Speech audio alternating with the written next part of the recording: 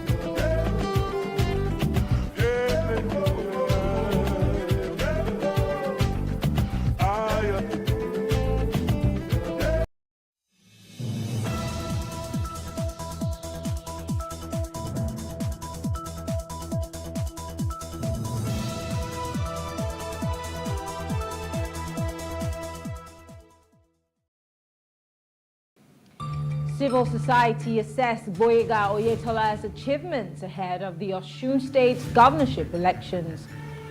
And will expose you, says the PDP, as they give former President Olusegun Obasanjo 48 hours to clarify remarks on Atiku. For this is Plus Politics. I am Mary Anna Kong.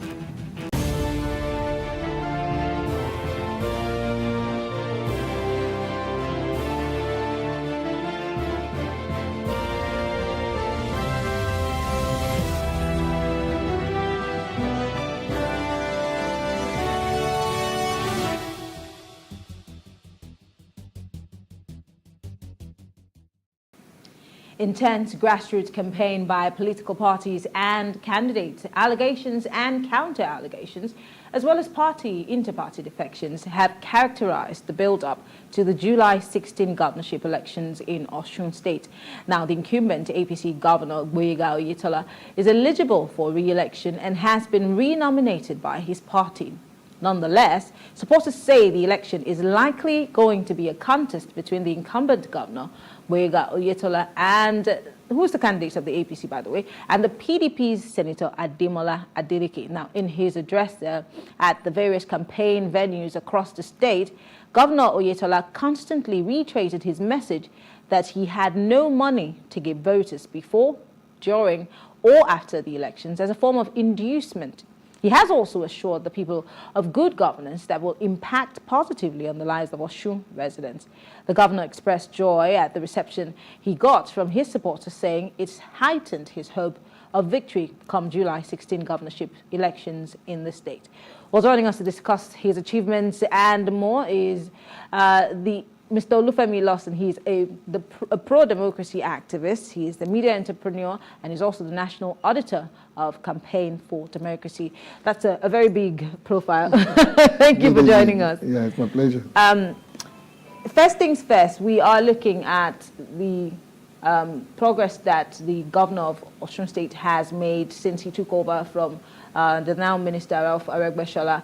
And we have seen a lot of a chain of events that have happened building up to this election, whether it be insecurity, whether it be allegations, defections, like I said at the beginning of the conversation. But let's look at the man himself. He took over in 2018 and had a lot of eyes on him. How can you assess his achievements so far? Do you think that he's done well? Let's start by looking at changing the tide from a Ralph Aregbesola government to an Oyetola government. What has been the most significant change that has taken place? Well, the most fundamental change from my physical assessment and close interaction with not only Osun State political space, but the people, having had, lived there, our families there, our businesses there, and of course, having been actively involved in pro-democracy activities in the state, even before the former Governor Aregbesola era, suggests that Governor Oyetola today is one of the most underreported governors when you talk about governance over the last couple of years in Nigeria.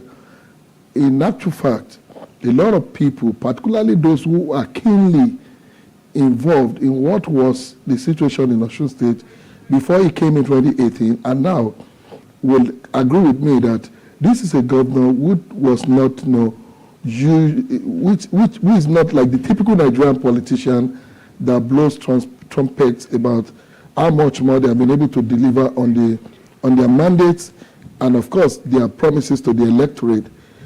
Between what he inherited, just like you said, and now, there are fundamental differences, which may not be in tandem with the usual political aspiration of politicians. Explain. I'd like to understand what the aspiration of the people. The administration of Governor Aregbesola, as radical as it was in coming to the position of Osun State, was such that had so much conflict of interest with the people of Osun State. Aregbesola came with a lot of visions, came with a lot of programs, but some of these programs were executed out of the aspiration of the people. So no matter how beautiful they were, it was always at conflict, with the people, with the civil servant, with the political class, and some other. But one thing Governor Oyetola was able to do from the beginning was to return governance to the people and to begin to execute government policies and programs in line with the demands of the people. Let me give you an example. When Governor Aregbesola came, he embarked on a school reform program, harmonization of school uniforms, school curricula, and some other things. This, pitched the governor against the people for almost 8 years that was governor of Osun State.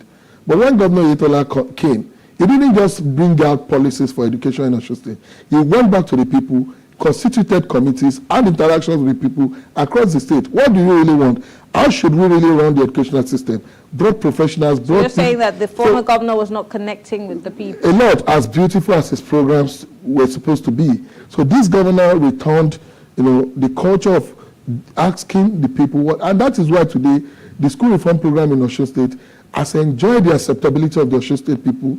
Schools now wear their own uniform, unlike the singular uniform program of the Area administration. That is just an instance. And if you look at the way this government is executing this project, having been part of the groups of civil society that visited Osun recently, you realize that most of the communities visited, projects are being executed on the basis of the need of the people. It is good to have beautiful ideas. You may think it is enough for us to build flyover in this community, and for the people it's about having potable water or basic health centers. So that flyover will make no meaning because it does not conform with their need. What the Eritrea administration has been doing from our interaction with the people is to meet with the people, meet with the communities, and assess their need. In line even with the need assessment program of the federal government, and bring projects and programs. And that is why today, Osun State, as we speak, have the highest number of working primary health care centers. I've been to the state of Nigeria by the virtue of my work, and I can say that Osun was the state where between one ward and the other, you find not just health centers that are built for the purpose of having buildings, working health centers with personnel, with facilities, with drugs and every other thing required to call these basic health centers. And these health centers were built by Governor Oyetola? Over 300 as we speak. Or his predecessor? Over 300 in the last 3 years have been built by the incumbent administration. Interesting. And yes, if I were to go there on a fact-finding mission and to be certain that these... There are visuals. I ask this because several governors in different states have built state-of-the-art health centers, and 6 months down the line, those health centers are not working. Can a Governor Oyetola go walk into any of those health centers and get treatment as opposed to flying outside of the country? Because it's one thing to say you built a nice healthcare center for the people, but it's not something that you can use. So what is the quality? What has been the situation you have just referred to is that one governor just sits in the comfort of his living room and assume that we need to build a multi-billion health facility in the state capital or wherever, maybe in his village, in the name of the state. And mostly these are usually tertiary and secondary health institutions. But if you look at the basic healthcare need of the people, you speak from the ordinary man who had malaria, the woman who is undergoing antenatal, who does not actually need to go to the general hospital. Because even before these big hospitals came, there are these traditional birth attendants, there are nurses, medical practitioners in the neighborhood who treat these basic health issues. So what he did is not to build gigantic health infrastructures, even though the state institution is building a tertiary health facility. But it is about the fact that I don't need to go to the general hospital to treat malaria, to treat headache. It is about bringing health care delivery to the people. So it is sustainable because you don't need to bring a scanner, you don't need to bring all sort of big equipment and machines to a basic health center. It has to do with the fact that I don't need to travel from Ibokun or my village to Osogbo to get health care at the tertiary institution. So he has been able to take health care delivery closer to the people that you may not need to go and register your wife at the state general hospital because he has to go through 9 months antenatal. So these are the things that these basic, the primary health care facilities are taken care of. So it is not about the fact that when there are issues that requires surgery, and some other critical health issues, they are transferred to the secondary and tertiary health institutions that are managed by the state, and of course in the state there are also federal healthcare institutions. But the primary need of the people has been the focus of the government from our assessment. Let's talk about making the state viable, the viability of the state economically, business-wise. How many business opportunities have been created under his administration? What's the ease of doing business status of the state, especially the city, the big city? What kinds of investments has he attracted? One of the fundamental ingredients required to actually attract investors into any society is the safety and security of investment, which has been the one of the major reasons why people don't actually, come to you to invest in your community, in your state or your society. Today, the state is rated as one of the most peaceful in the country because of the commitment of its administration to the security of properties and lives in the state. This is one of the states least expected, even from some of us as Yoruba people, to implement the Amotekun, the Southwest Security Network. It's one of the states where the network is effectively working today, and you realize how much more the state has also been able to do in empowering the police and other security agencies. And so the state now has enjoyed peace.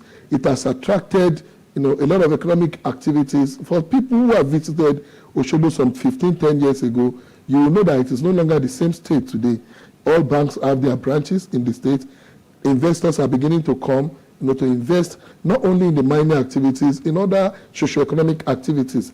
And it has improved from our interaction, even with the citizens and state actors, the internally generated revenue of the state. And that can only happen in an atmosphere where there is peace and stability, just like we saw.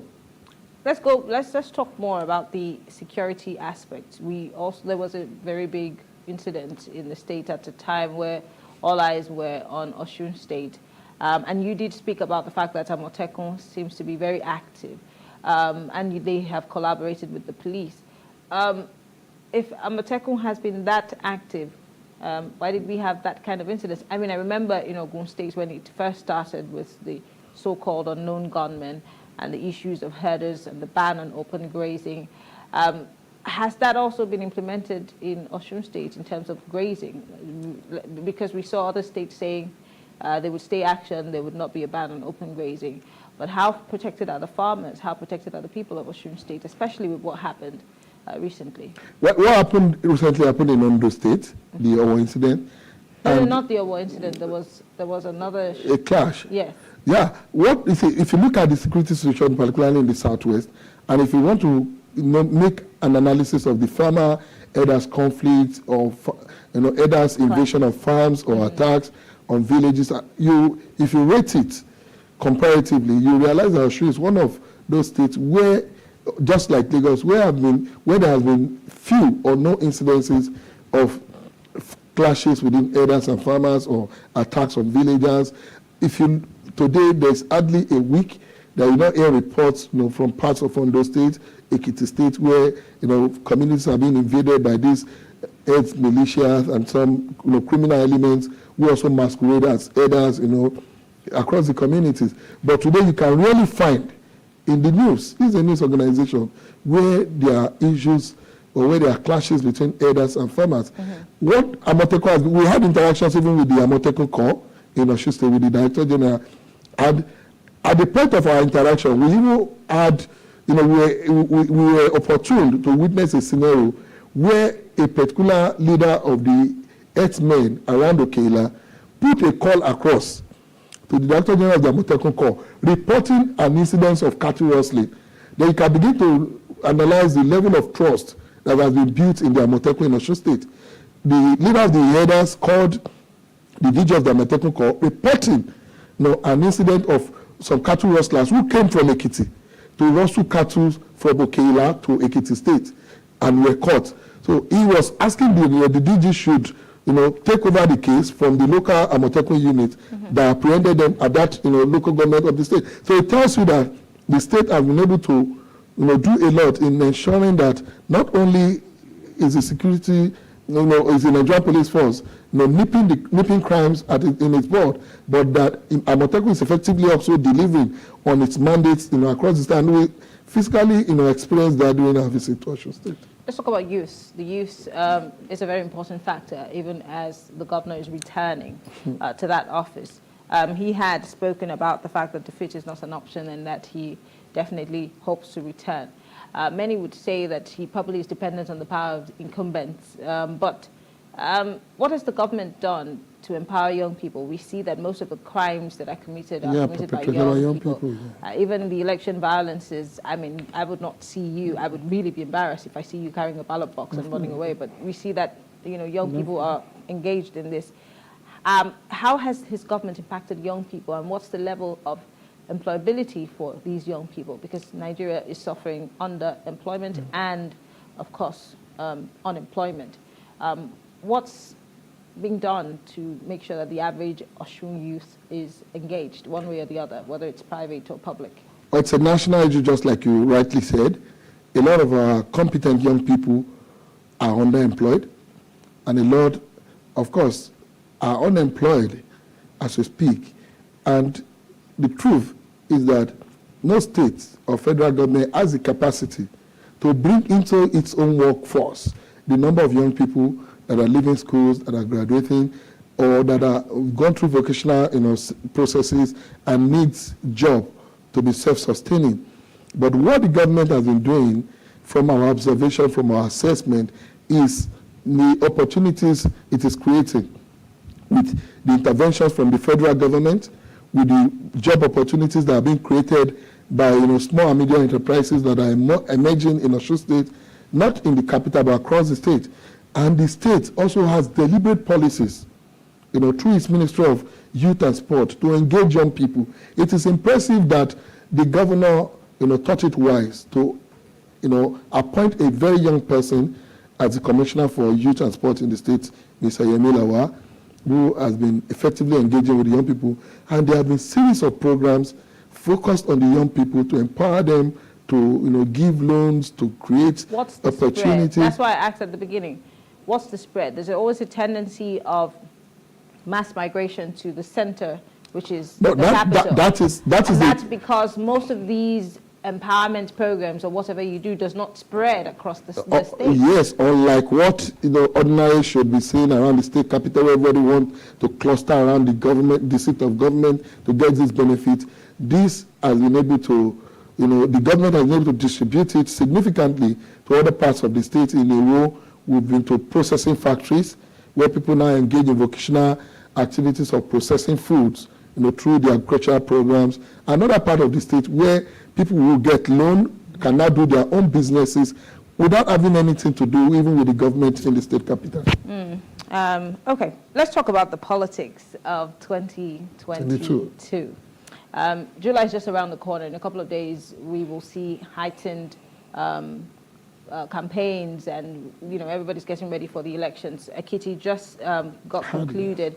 We're still seeing lingering issues about, electoral malpractices, etc., etc. We've also seen drama happen during certain campaigns. There was a shootout from the ministers, allegedly from the ministers' convoy at some point during the primaries. We also see that there were many people in the APC that seemed not to be very happy with what's been happening. Let's talk about what's been happening in the APC in Osun State. How together is the party? I saw the governor reaching out, begging members of the party not to be angry, but to look to the future. But how much can he pacify the members of the party as they get ready for the elections? It is expected that the governor, as the leader of the state, as the father of the state, will do everything possible to speak, to appeal, to enjoin citizens, to support him, and to bury hatchets, and of course, especially those within his political parties, so as to ensure that his governance, continues. But the truth is that what is happening, or what is presumed to be happening in APC, is not peculiar to APC. Today, as we speak, two major political gladiators have left the PDP to contest in this election. At the intro, you narrated the contest as being between the governor and the PDP's candidate. But as I speak with you, the person who almost won the governorship primary of the PDP in 2018, Dr. Akin Ogunbiyi, is in this race as the candidate of their court party.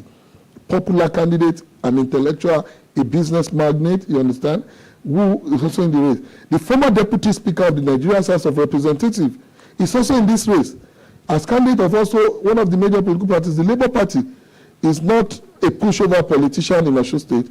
It's also one of those who have contested from the PDP. What does that mean for the APC? What it means is that it is not the only APC in Osun State that has issues. But the truth is that politicians, whether from the factions of the PDP and the APC, have the same obligation as the governor has to promote unity, to encourage those who are dissatisfied to come around and ensure that the party attains victory. And that's what Governor Oyetola has been doing. But the ultimate decider in every election is the people. And you have called out several opponents of the governor who, in your words, are no mean, they're not ordinary politicians. Yes. So that poses a threat of sorts. It does not. It does not really pose it. Doesn't it? It does it because if you look at every election, what is the percentage of politicians or political actors who vote and determines the outcome of every election?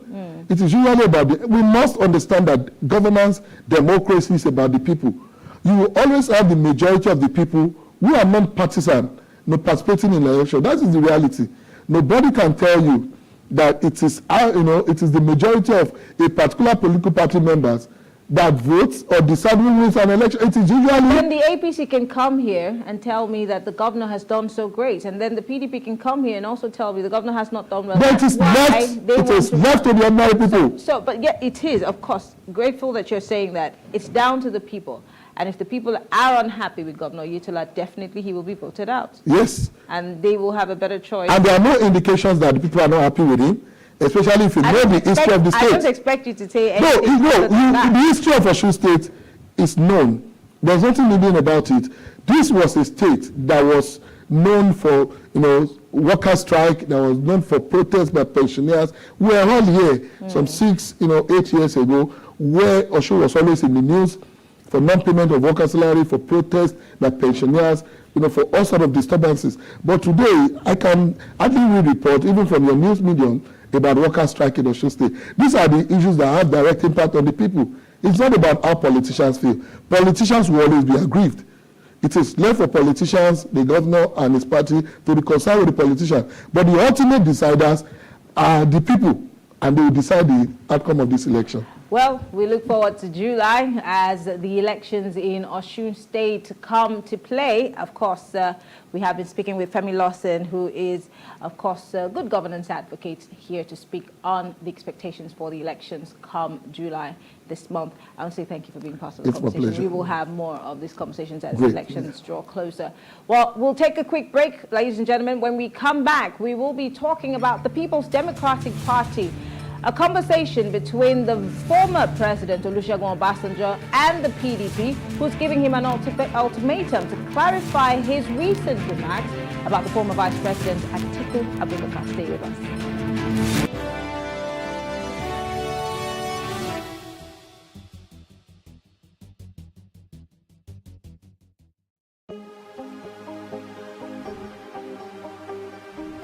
Seize it for upcoming artists to blow in Nigeria.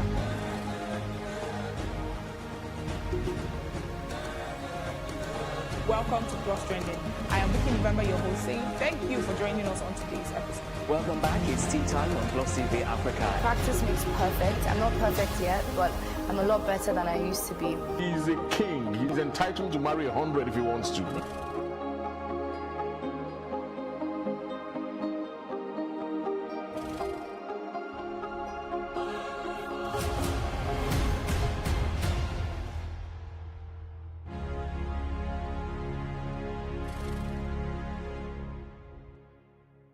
It's not just the parents that have to do this.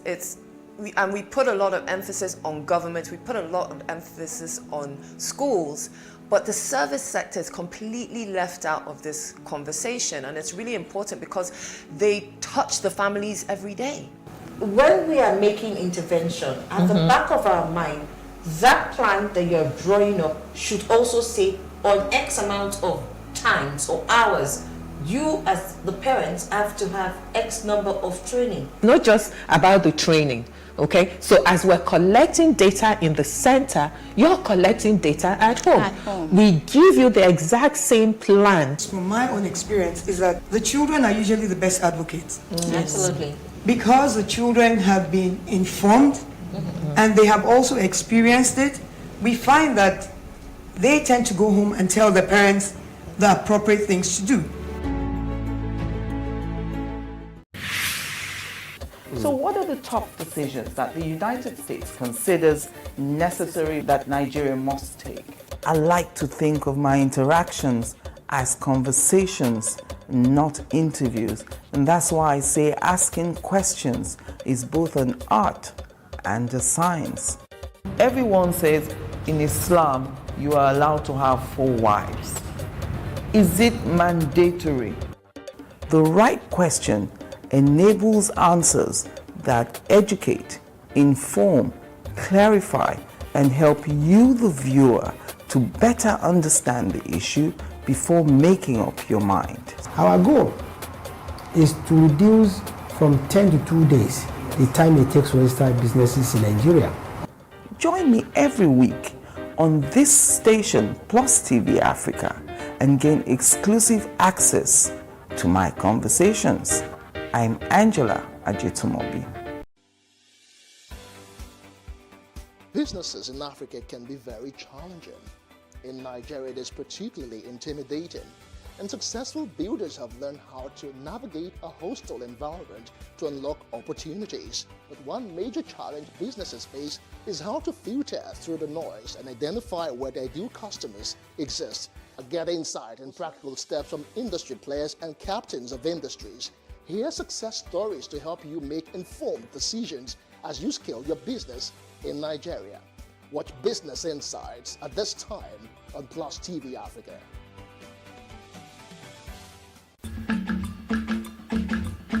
I had no desire to study law, none whatsoever. I was more inclined to fine arts. My only ambition, I would say, was to become the chief prosecutor. For me, politicians are a bit too playful. That's what I believe. And since '99, we've seen how much investment in social events, in launching some streets that you just started, and the whole day will be spent on this occasion. Rich people are generally law-abiding. We are not law-abiding. So another problem of administration is that people don't follow the rules. Timeless Conversations, airing every Sunday at 8:30 p.m. Nigeria's Niger Delta region, from where the black gold fuels Africa's largest economy, where the lines between wealth and poverty has never been thinner. Conflicts, poverty, insecurity, and environmental challenges daily confront the region. How can the Niger Delta story be changed for the better? Join Mamude Akuga at 9 p.m. every Friday evening on PlusTvAfrica as he probes deep in search of solutions. Inside the Niger Delta with Mamude Akuga, the authentic voice of Nigeria's oil-rich region.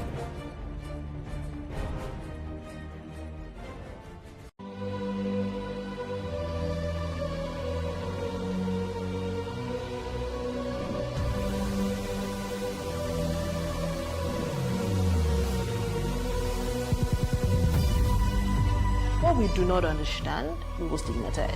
What you can see is the remaining of the tanker that exploded. He suffered equally confessed.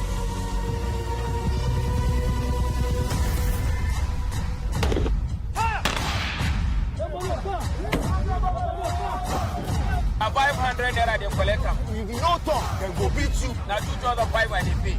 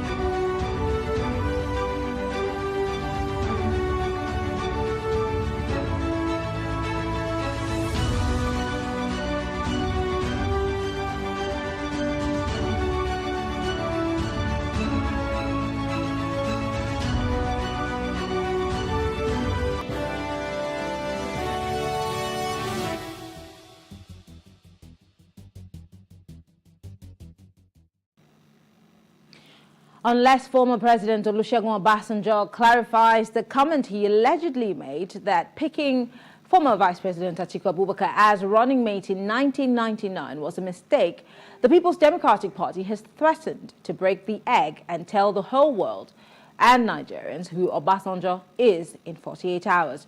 The media was awash on Monday with former President Olusegun Obasanjo, his quote to have said that he made a mistake while selecting Alhaji Atiku Abubakar as his vice president in 1999.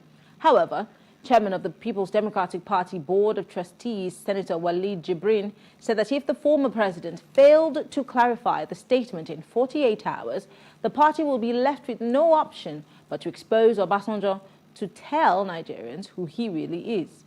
Now, Senator Jibrin, who spoke to journalists, explained that the PDP was high in regards and respect for the former president, but it will be very disappointing if the statement credited to him is true. Well, joining us to discuss this are Biodun Shomi, a political analyst, and Bola Oba, who is also a political commentator. Thank you so much, gentlemen, for joining us. It's my pleasure. Great. It's a very interesting conversation that we have here. I'll start with you, Mr. Oba. We have seen the former President Olusegun Obasanjo speak and comment on several issues, especially personalities. I mean, we can even make reference to his very famous book, My Watch, and some of the statements that he has made about people, and his open letters. He's known also for his open letters.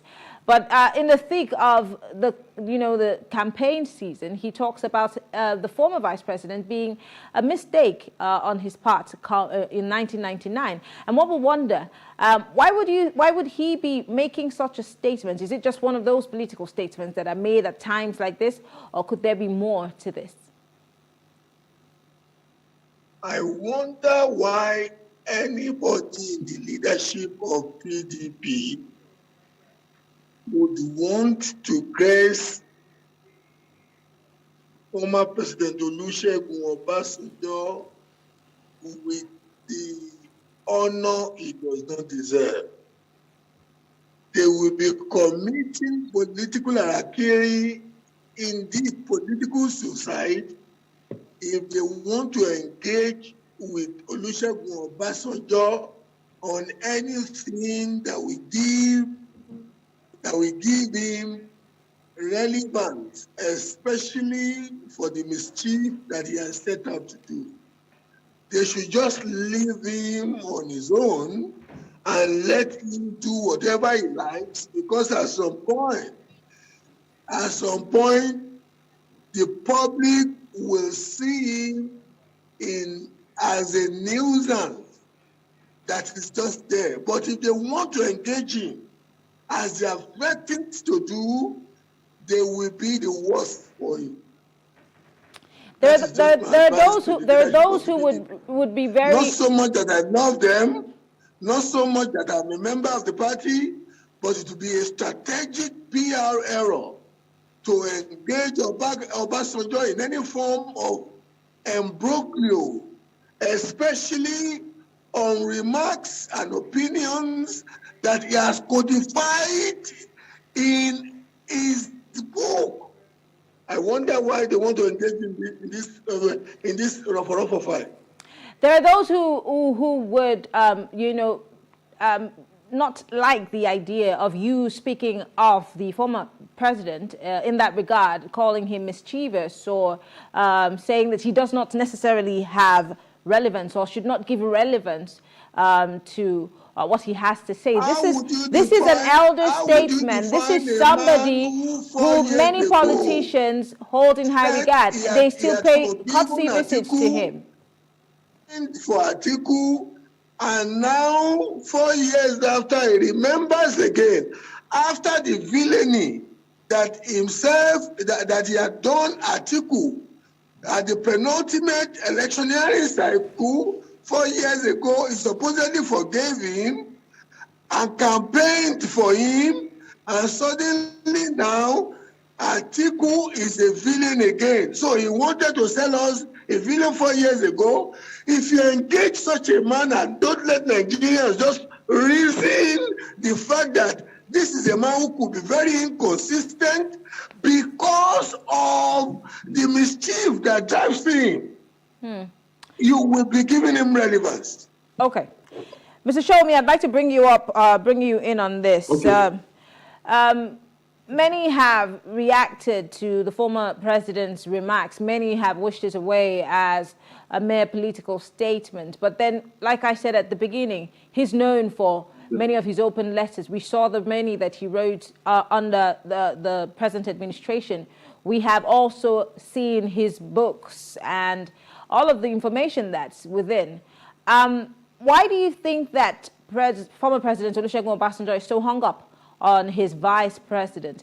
And just to borrow some things that Mr. Oba just said, that why would he want to mar, the campaign of someone who also works with him and campaigned for him, then all of a sudden he's become a bad person? Don't people change? And doesn't he reserve the right to make his assertions? Honestly speaking, to be fair to the former president, Olusegun Obasanjo, this was not all the core remark. He made the remark at an leadership award event in Abeokuta in his presidential library. And he didn't speak particularly on former Vice President Atiku. It was, I don't think he was a target. I'm not a spokesperson, but I read the whole debate clearly. He spoke within the context of trying to share his leadership experience. And within that context, he highlighted the good and also the errors he made. One of the errors, which according to him, was nominating Atiku. He did not go into details. He highlighted also his regret over his refusal to heed the warning given by the then American ambassador, I think it was Campbell, Ambassador Campbell, that he should leave the country or he should move into American embassy and be granted asylum, that the decision has been granted, that Abacha will arrest him, he should move in to get asylum. He regretted not doing that, and he said he refused, but eventually was arrested. He said he could have lost his life and not been alive. So he was making reference to errors of judgment on his own part. It was not a targeted attack on Atiku or any other person. That is the way I read it. But in terms of the reactions of PDP to it, I understand this is the political period, so they're likely going to be very sensitive, to it. I'm not a card-carrying member of any political party in Nigeria anymore. So they will be very, very sensitive to such remarks. I don't think Obasanjo intended, to reopen the old wounds when he actually came out against Atiku.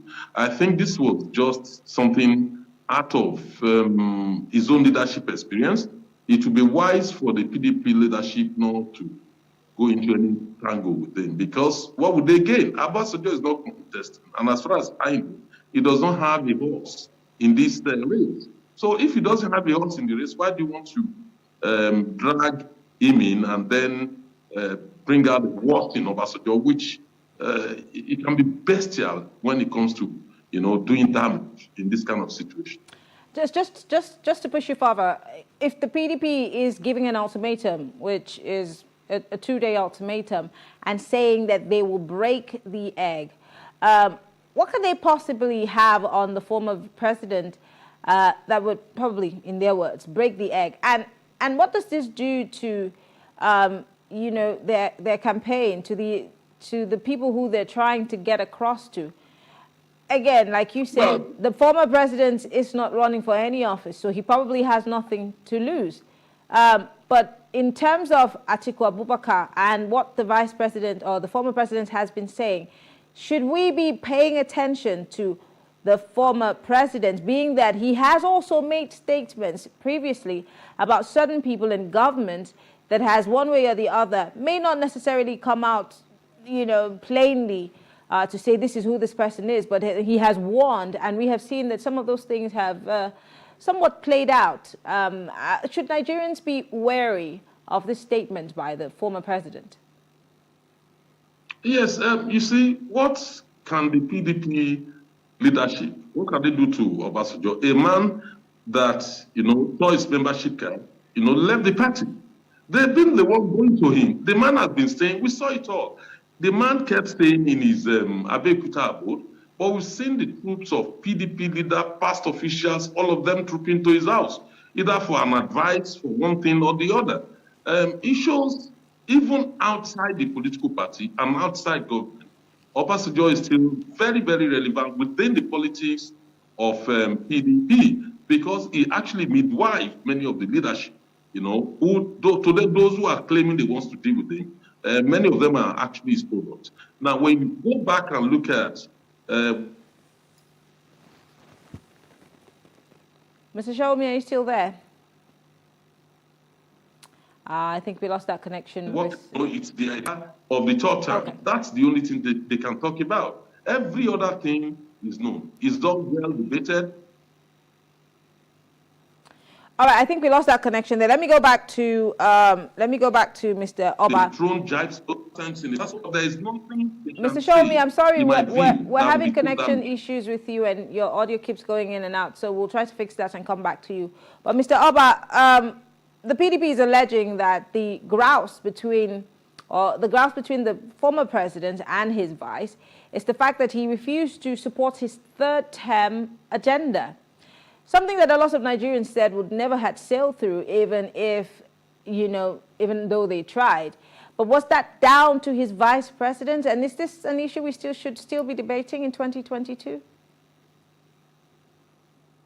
Look, I'll go back to the point I made earlier, and that is, it does not do the PDP leadership and the PDP presidential candidate any good to excite the madness that they are beckoning at this juncture.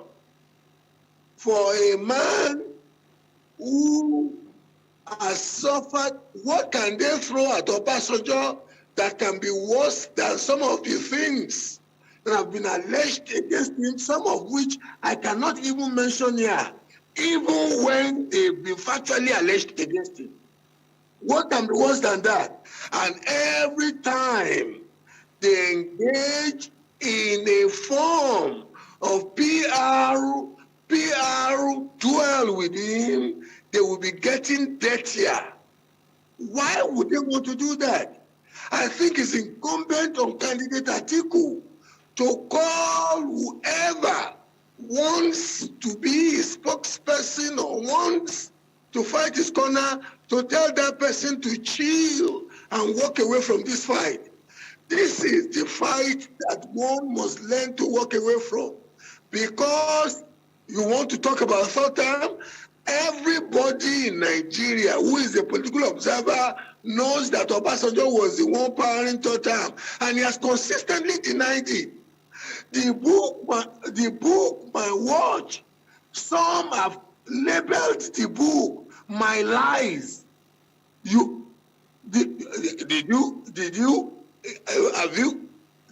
Does anybody watching this program now remember Professor Wole Soyinka's opinion about the book? And apart from Professor Wole Soyinka, does an average Nigerian political watcher not know that Obasanjo was behind, tenure elongation, and yet he has consistently denied it? When all the facts point to him, nobody is saying Atiku is a saint.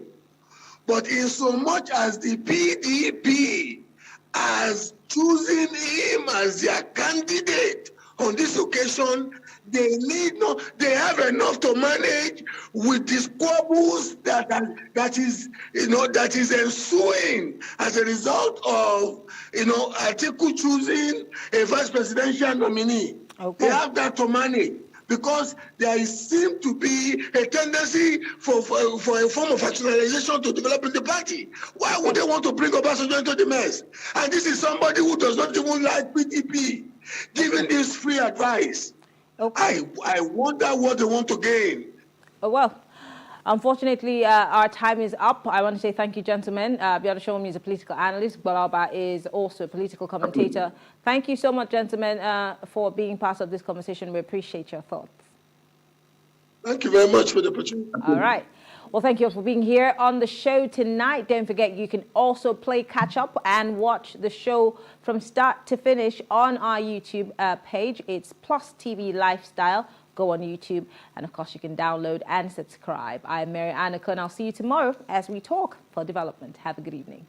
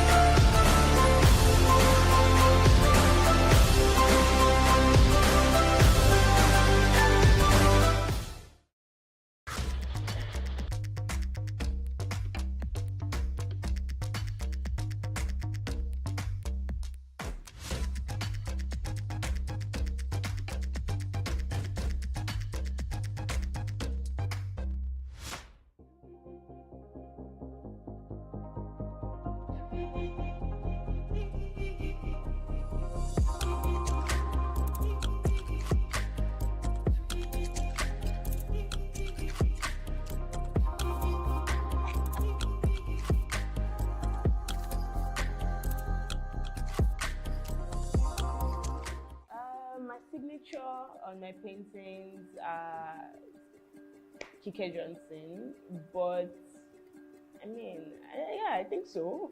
Thinking about it now, I'm not even sure, but yeah, I think so. Most of them have my name on it, apart from my fashion brand though. My name is Kike Lomo Johnson. I am a visual artist and a fashion designer. My art is inspired by a lot of things, by Black women, by colors, animations, different things. A lot of things that like inspire me, but I naturally enjoy drawing Black women. I think it's amazing. Yeah, sometimes I have artist block where I want to draw something but I can't. I just get like, okay, I don't know what to do, or I just get, it's just a block, you know. So sometimes I have to get out of that phase by either drawing something else or creating something different, or maybe getting inspiration from something else totally different from what I am doing at the moment. So that way I get inspired again and I get to draw and actually do something. Black women are amazing, number one. We have a lot of amazing features. You know, as an artist, there are different things I see. Like I can see someone's face and I'm like, oh my God, I need to draw that, the angle, you know, just different things on the face that makes it very interesting, you know, to visualize and to draw. You know, and then we have different skin tones. So it's just amazing to see how you can blend colors together to get a particular tone, you know, and you can have 5 different women with 5 totally different skin tones. And it's just, every time I see someone, I always look through, you know, look at those things, the shadow, the light, you know, and all of that. I think I enjoy the process most about expressing myself through art. I enjoy how it's done.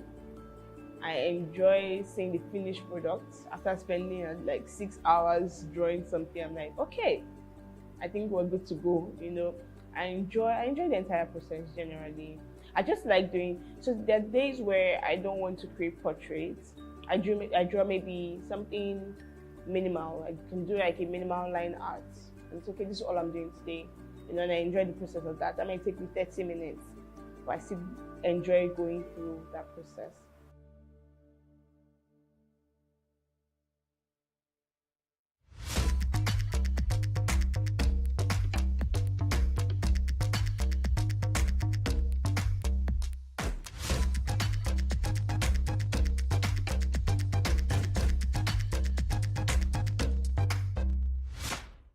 The Nigerian art space is amazing. It's growing and it's just very broad now. There are a lot of opportunities for people like me in the industry. We are doing so many amazing things, from digital art to traditional art to even NFTs. There's just so many things that Nigerian creatives are doing now that I think it's just amazing. To see that Nigeria went from not appreciating art as much to now appreciating art is a good thing. Love it. I actually wish I did go to an art school. I think that way maybe I'd have been like Picasso right now. But no, I didn't go to an art school. I learned everything myself. I've always loved drawing. When I was a child, I would draw Mickey Mouse. I would draw like just different cartoonish things, so I've always enjoyed drawing. I've enjoyed the process. Yeah.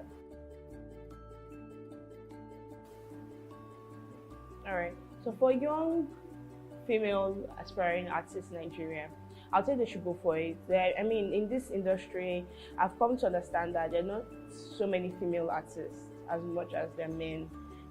So it's a good thing to see women want to become artists and actually do it. One major thing is you just have to keep practicing, just get better at your craft, and that's it. Yeah, there are a lot of opportunities out there. Art has influenced my fashion in different ways, from colors to patterns to just creating something. Sometimes I just do a design, I'm like, okay, this is not what I wanted, but at least we tried it, So art for me is life.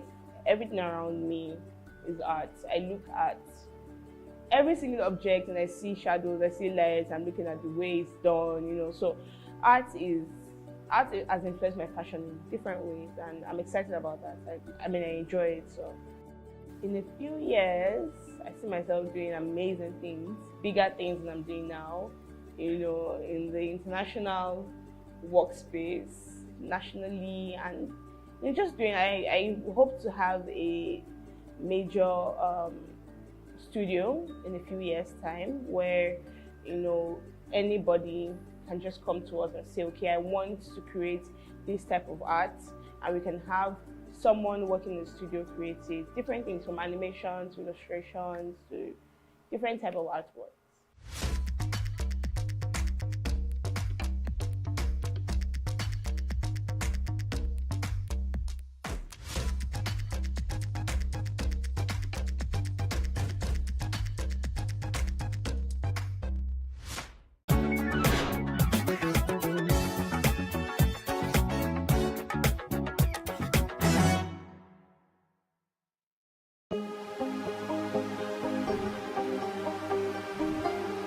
It for upcoming artists to blow in Nigeria.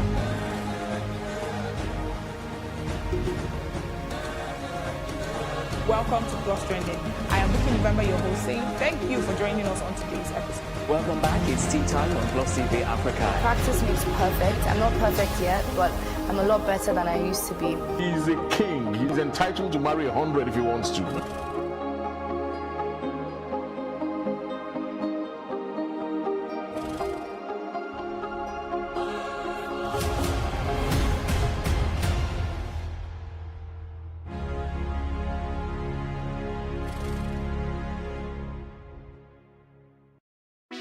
Hey, what's up, guys? You're welcome to another edition of Plus Event, and I remain your host, Ifeoluwa Oshukeye. Your absence isn't an excuse anymore, as Plus Events is all you need, as we bring you the glitz, the glamour, and loads of fun. Oh, definitely. No question. He's a living legend.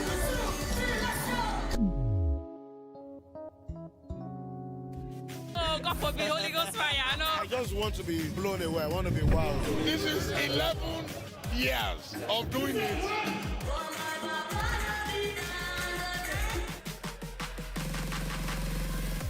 So I'm surrounded by so much positivity.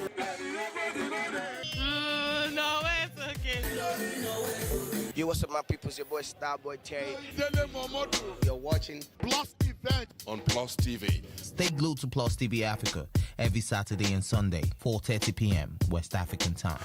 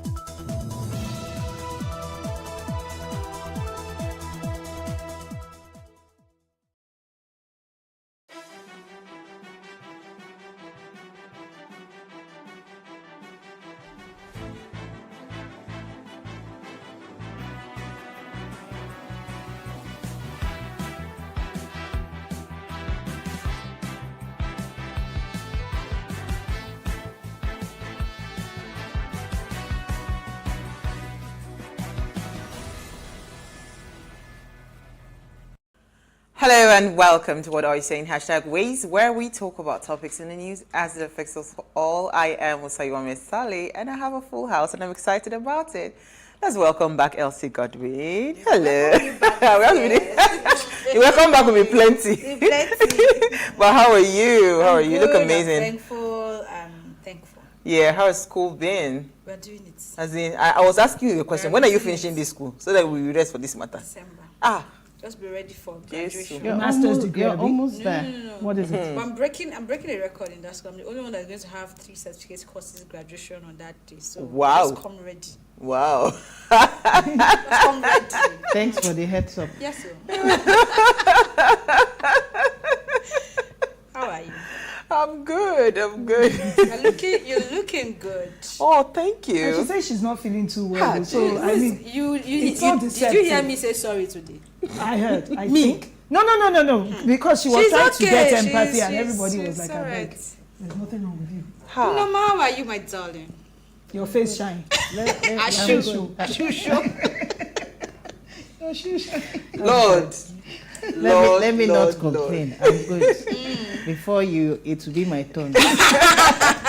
How was your day, I won't say sorry to you. It's okay. By the way, how was your night? We had suya yesterday night. See trouble. We had to find different kinds of. I'm telling you, there was turkey, there was ram, there was chicken. I say kilo day. What did we do to deserve it? I know chop them. We did cook it in my freezer. We just talk. Why you not bring her on now?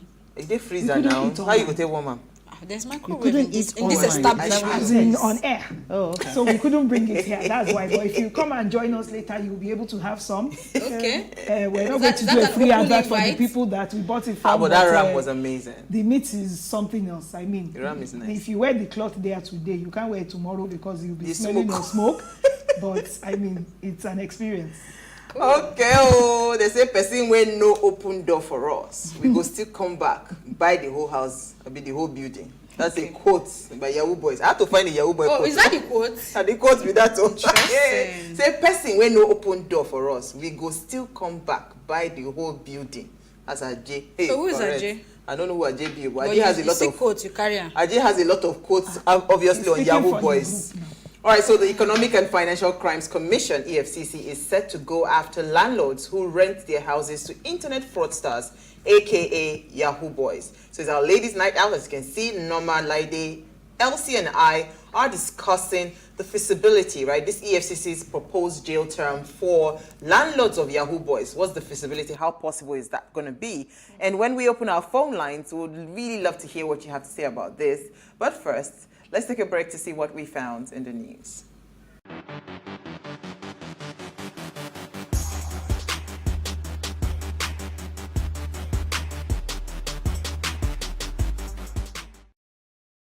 All right, you're still watching Ways. On June 28th every year, National Insurance Awareness Day encourages us to review our insurance policies. Now, insurance offers security covering loved ones and recovering losses in the event of damage, illness, or death. It offers protection, but over time, the value of our homes and the items in them may appreciate or change. Now, what was worth about $100,000 a decade ago may be worth much more today. So be sure your policies keep up with the current values. Now, no matter where we live, replacing everything we own would be difficult if disaster, struck. So from the first time apartment to the 30-year-old mortgage, our possessions, properties, loved ones, and even those who visit deserve the protection that comes with homeowners or rental policies, right? So if you are not insured yet, or you haven't reviewed your insurance in the last few years, now would be a good time to have that call with your insurance company. All right, so I like that we're discussing, or that today is dedicated to insurance, but because we are a bit backward, our own is not really awareness for policy, to be awareness for people to even embrace the idea of even insurance. Yes. And I'd just like to always encourage people, especially when it comes to health. I mean, everything needs to be insured. You can even insure your phone right now in Nigeria. But I remember when I fell ill in 2020 November, and I went to the hospital. I was on admission for 4 to 5 days, and I left there without paying a dime, without paying a dime. I mean, it felt really good, because if I had to worry about my bills at that point, I know how many thousands of naira I'll have to pay. So, hundreds of thousands. I like to encourage people to really get an insurance, a health insurance especially, and you don't even have to be in an established organization to there have are actually one. companies that offer Most personal, of them now have personal, so please Absolutely. try to get one. It's very important. Absolutely. Yeah. All right, so who are we starting with? Norma, let me start with you. Okay, I have a news mention. I coincidentally just stumbled on a video on Twitter about some official of APC having some kind of conversation around the group, a grassroots sort of awareness. And what caught my attention was the fact that he was talking about how they would go all out to pay money, to go to the grassroots and speak the language that the people understand and pay them money. And it's interesting because, of course, in today's era of social awareness or social media, you have all sorts happening, and then you see all these videos coming up.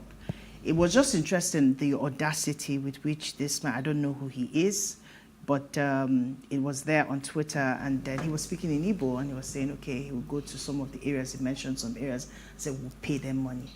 So it's just the audacity for me that people are using to do whatever, campaign, however, just to be able to get the people that they feel are their people into office. But that's aside. My story was actually on the EFCC case, but I want to just bring attention to the fact that they are having the Economic Financial Crimes Commission is set to have an anti-graft agency discourse on Twitter tomorrow to educate citizens about the issue on ground, that if you're a landlord and you have Yahoo Boy as your tenant, you're likely going to spend time to that 5 to 15. So, but we'll leave it for later. Like your story. Because it's the main topic as well. Yes, it's something we found in Punch newspapers where they say Federal High Court in Abuja on Tuesday dismissed a federal application for bail by the detained leader of the indigenous people of Biafra, Nnamdi Kanu, and that the application was filed pending the determination of the treasonable felony charged against him by the federal government. Kanu, who is currently facing a 7-count charge, had in The application he filed through his team of lawyers led by Chief Mike Ozehome, I hope I'm pronouncing it, Ozekome San, also challenged the revocation of the bill the court earlier granted to him. He asked the court to set aside the order it made on March 28, 2019, which not only issued a bench warrant for his arrest, but also gave federal government the nod to try him in absentia. So we know he's being tried for treason and all other related charges. But I wonder how long they need to keep him in prison for, or is he still in the UK? Because I'm not even clear. Does anybody have an idea? No, he's in jail in Nigeria. He's in jail in Nigeria. And they don't think there's a safer way to keep him without necessarily putting him in jail while they're still waiting to try him. How long is that going to be for? Unfortunately, Mani is not here. Oh, Mani is the one that would have... She's the lawyer. She's the lawyer. Yes. Well, I don't think it's actually legal what is being done to anybody that, you know, you have extended cases like that. Well, we'll come to that because my story is somewhat linked to yours, but let me take your story. Okay, so South Africa, Bayana, to get 400,000 rand, that's equivalent of 10 million naira each, if they win the WAFCON, that's Women Africa's Cup of Nations tournament. This was revealed by the South Africa Football Association President Danny Jordan. Nigeria is ranked number 1 on the continent, while South Africa is ranked number 3. In this game that's about to start, South Africa is in the same group as Nigeria, Botswana, and Burundi. I thought to mention, for those that had money to pay delegates and everything, let's please motivate our ladies too, because South Africans have motivated their people. I feel like these women have been representing us amazingly well, and they always win. So please, if you are a corporate organization or anybody watching this, these women need your support. Please support them as they go for this tournament. That's what my case is today. Absolutely. I love your case. So Arek Beshola laments the rising inmate population seeking 12 months trial. You know, so what you were saying about Nnamdi Kanu being I mean, it's something that is not only unique. It's just that Nnamdi Kanu is the public figure, right? Yeah. So the Minister for Interior, Rauf Arek Beshola, has said that the increasing number of inmates awaiting trial is having a toll on the custodian centers and the available resources for the services. He said that he blamed this congestion of prisons on the slow dispensation of justice, which is what we're talking about. Proposed that from the arrest of the suspects to the conclusion of their cases in the court, the period should not go beyond a year, 12 months, right? Which I still find it too long. Too long, right? So he expressed confidence that this was possible, adding that it took him 42 months to reclaim his mandate in Osun State, but now took less than a year to conclude election tribunal. So he spoke this, he was talking to this on a 2-day Nigerian Correctional Center service retreat in Sokoto. He said that today. So, the reason I particularly took this story, when EFCC said they want to carry landlord go jail, which jail you want to put them? Because first of all, we don't even have spaces for that. Then there are cases that Nigeria is one place that we keep on saying that when it comes to our justice system, you're guilty until proven innocent. Do you understand? Everybody just carry everybody, throw you inside jail. It doesn't make any sense, right? We have to find a way to make sure that, because if you hear money goes to the prisons every Thursday, if you hear just for loitering, somebody has been locked up in jail for 12 months, for 2 years, for 3 years, for loitering. Has not been heard. Do you understand? And the case has not been heard. So we can't keep having these kinds of issues with our, our prisons and especially when they don't even have the they don't even have the capacity to even hold these people and house them per se. Yeah. And then it's a health hazard to have congested prisons. Yeah. And they don't have anything to do to decongest them. So you find it funny that they keep bringing them in guilty until proven innocent, no bail per se, because they say, why would loitering be an offense that you would be incarcerated for?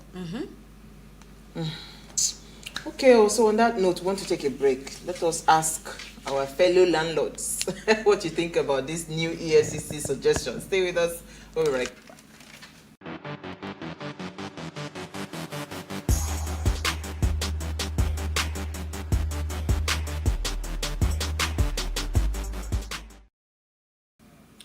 Right, so according to a news source, on Wednesday, the Anti-Graft Agency will host a discussion on Twitter Space to educate citizens. Now, the Commission's Legal and Protection Officer will speak at the 10th edition of the EFCC Connect, and the topic of the chat, give your house to Yahoo boys and spend 15 years in jail, has elicited reactions on social media, because the EFCC has repeatedly warned owners of commercial properties against making them available to fraudsters. Now, earlier in the month, the Abdul Rashid Bauer-led agency met with the hotel owners in Ilori. The Kwara capital zonal commander Michael Nzekwe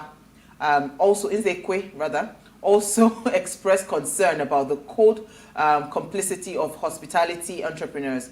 Nzekwe accused some of them of working with suspected fraudsters by housing them over a long period and making internet facilities available. Now, the official stated that such act negates Section 3 of the Advanced Fee Fraud and Other Fraud-Related Offences Act 2006. He said the section provides for a prison term of between 5 and 15 years without option of fine or for any person who permits his premises to be used for any offense under that act. So we are asking, is this feasible?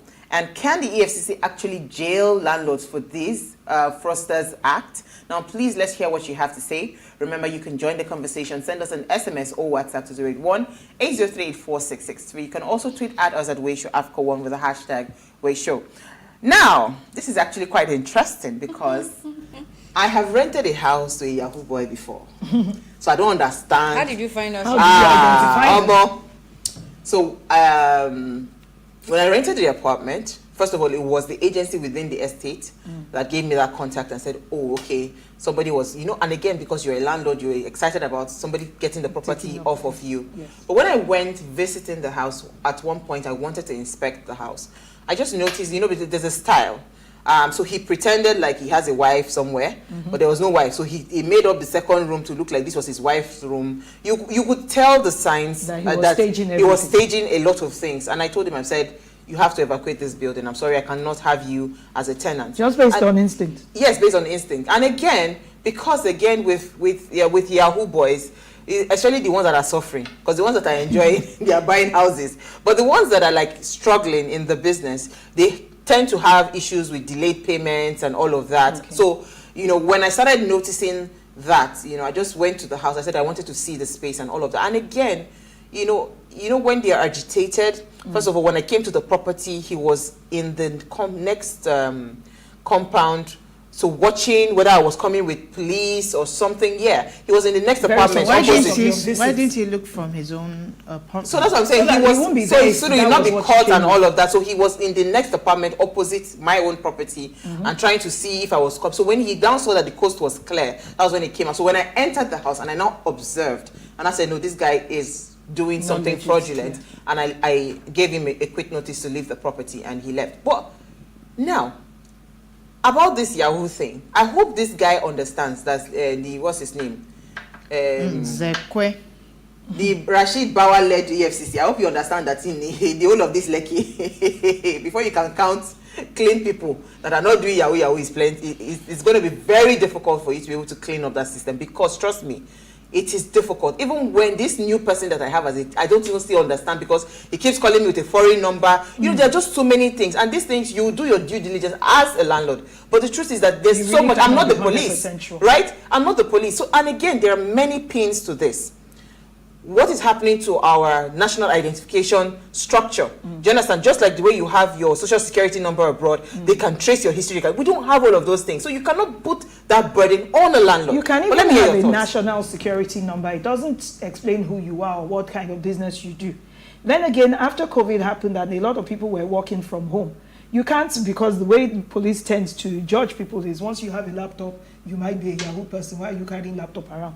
But if you are working from home, you'll probably be in the same situation as a Yahoo person with your laptop constantly. If they came visiting, you may not even bathe in the day because you're not going out to see anybody. You will look corporate on top and be wearing boxers at the bottom, which is what a lot of people did during COVID. How do you want to identify who is Yahoo and who has legitimate business? Yeah. And I mean, as a landlord, the same way that some people suffered as single women, not being able to rent properties because people said, oh, I don't want single women in my house because I tend to see them as oloshos and people that will be doing runs all the time. It's not written on the face that someone is a Yahoo person. You're not going to ask for bank balances and check what their transactions are all about to be able to say who is Yahoo and who isn't. So it's very tricky because we've had cases of where EFCC has just barged into people's apartments in the middle of the night. False alarm, wrong apartment, wrong identification. How are we going to curb their enthusiasm when they start going out saying that, oh, they had a lead to check a place out? An intel, yeah. Yes. And then even if I rented out a place to somebody, assuming that everything I checked out was legit, and the Yahoo starts playing months after, because I'm not doing spots and checks every 3 months. You don't even go to their How am I the one that you're going to hold liable for the person's offenses? I mean, you can say, oh, it's like saying what do they say, harboring a fugitive, or what's the language that they use? But if you can identify that the person is a Yahoo person, just inform me and then see what I do about it. Taking me to prison is not the solution to the problem. It's even wrong. I mean, by the time I come out of prison, the rent has It is how the prison is disguised. Taking me to prison is not the solution. If you can identify that the person is Yahoo, inform me and let me be the one to tell on the person and easily get them out of my property. You know, okay, so let me hear your thoughts, Nama, and I'll come to Elsie. I don't even have much The landlord. Sorry. Well, it's just, I think the EFCC is coming from the perspective that, you know, there are a lot of Yahoo people who are living with audacity, right?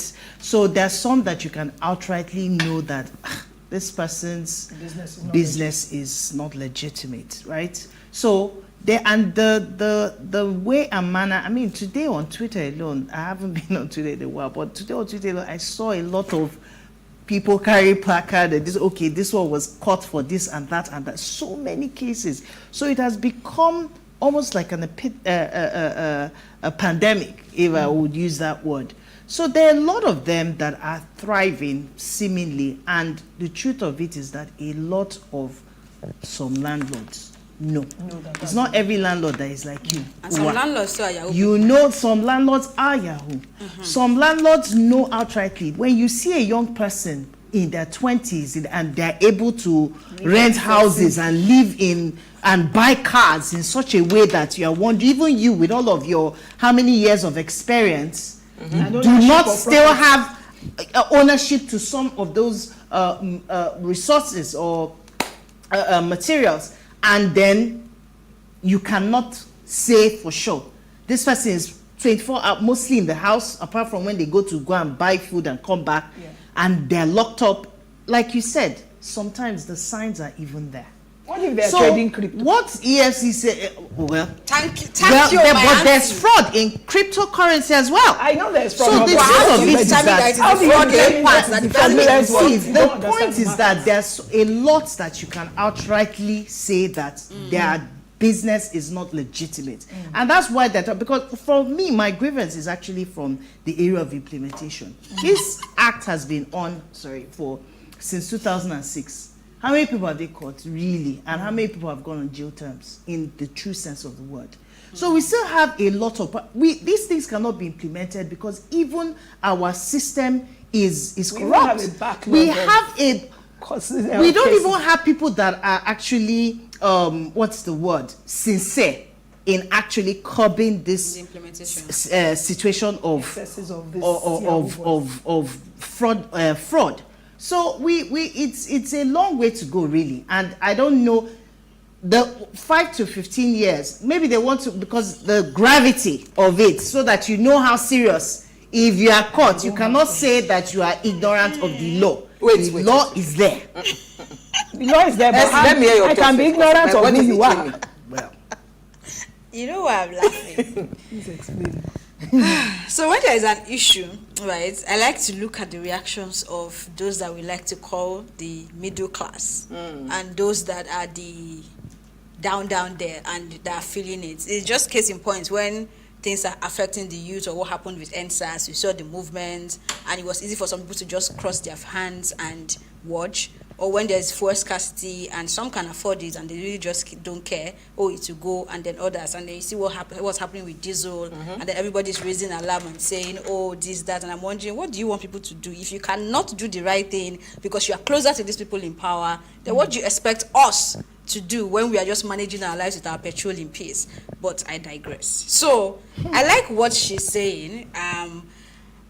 By she, you mean Lady? Or I mean, both of them, really. Because, case in point, myself, I don't leave the house.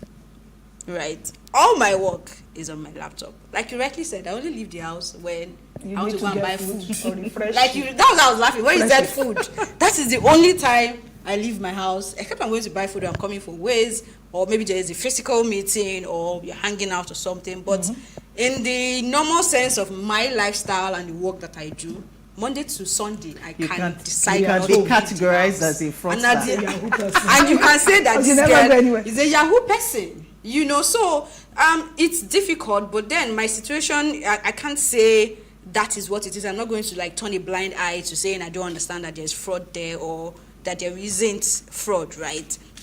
So what I did was I called two people. One is in Canada and the other one is in the UK. Okay. And I asked them, like, if you want to rent an apartment, what is the process here? And then the one in Canada says, oh, proof of income. Of course, she said it also depends on the kind of apartment you're renting. If you're just renting a room in just a small space, they don't really bother much. But when you're renting a bigger apartment, like you're getting a standard apartment, that you want to know how you, your proof of income really, just to show that you have enough to sustain, because you know they pay monthly. Yes. And then they ask you to pay, depending on how big, again, they can ask you to pay the first month and your last month. Your last month can be any time, whatever. You're not saying you're going to put a cap to it, but they just want to know that you have that last month. So when you're ready to go, you give them a notice and you don't have to pay for the last month. Proof of fund as well, especially if you're coming in newly, they want to know that you have money in your account to pay and all that. Then the UK, he said that they ask you for proof of income as well, mainly letter from your employer, bank statement or pay slip, depending on the agency. Then the background check, where what you talked about comes in. They ask for your name, date of birth, previous places you've lived in, confirm from your previous landlord of the dealings they had with you, if you're favorable or not. And then you also get someone that is almost like a reference or a guarantor who would say, I know this person, I know this person's character. So if there's something wrong or you can't even pay, that person can stand in and they'll get their money back. But it just takes me back to everything you said, which is our structure, our system, and what it looks like. So if I give you my national identification number, for example, where are you going to run the background check to know about me or what I do or who I am, right? My worry about this as well is the overzealousness of our security people, because they would do it in a way that it even becomes a crime on their own part.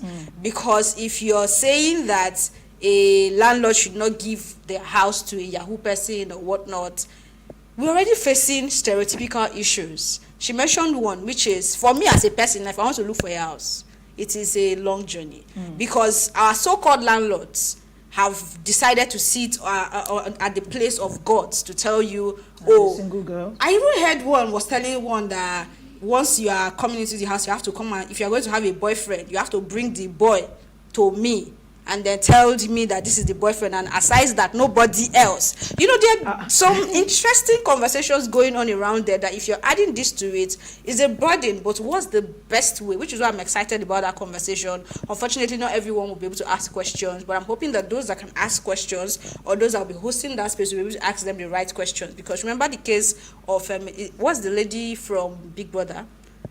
Dora, right? And they barged into her house. Yeah. And that's just one out of many. We heard that because she is a celebrity, she went live, and those things were recorded. But in most cases, you don't know what happens when they barge into people's apartment. These people themselves are Yahoo people themselves, because when you treat people, I'm taking Yahoo away from, oh, you are collecting money from somebody, they are even corporate Yahoos.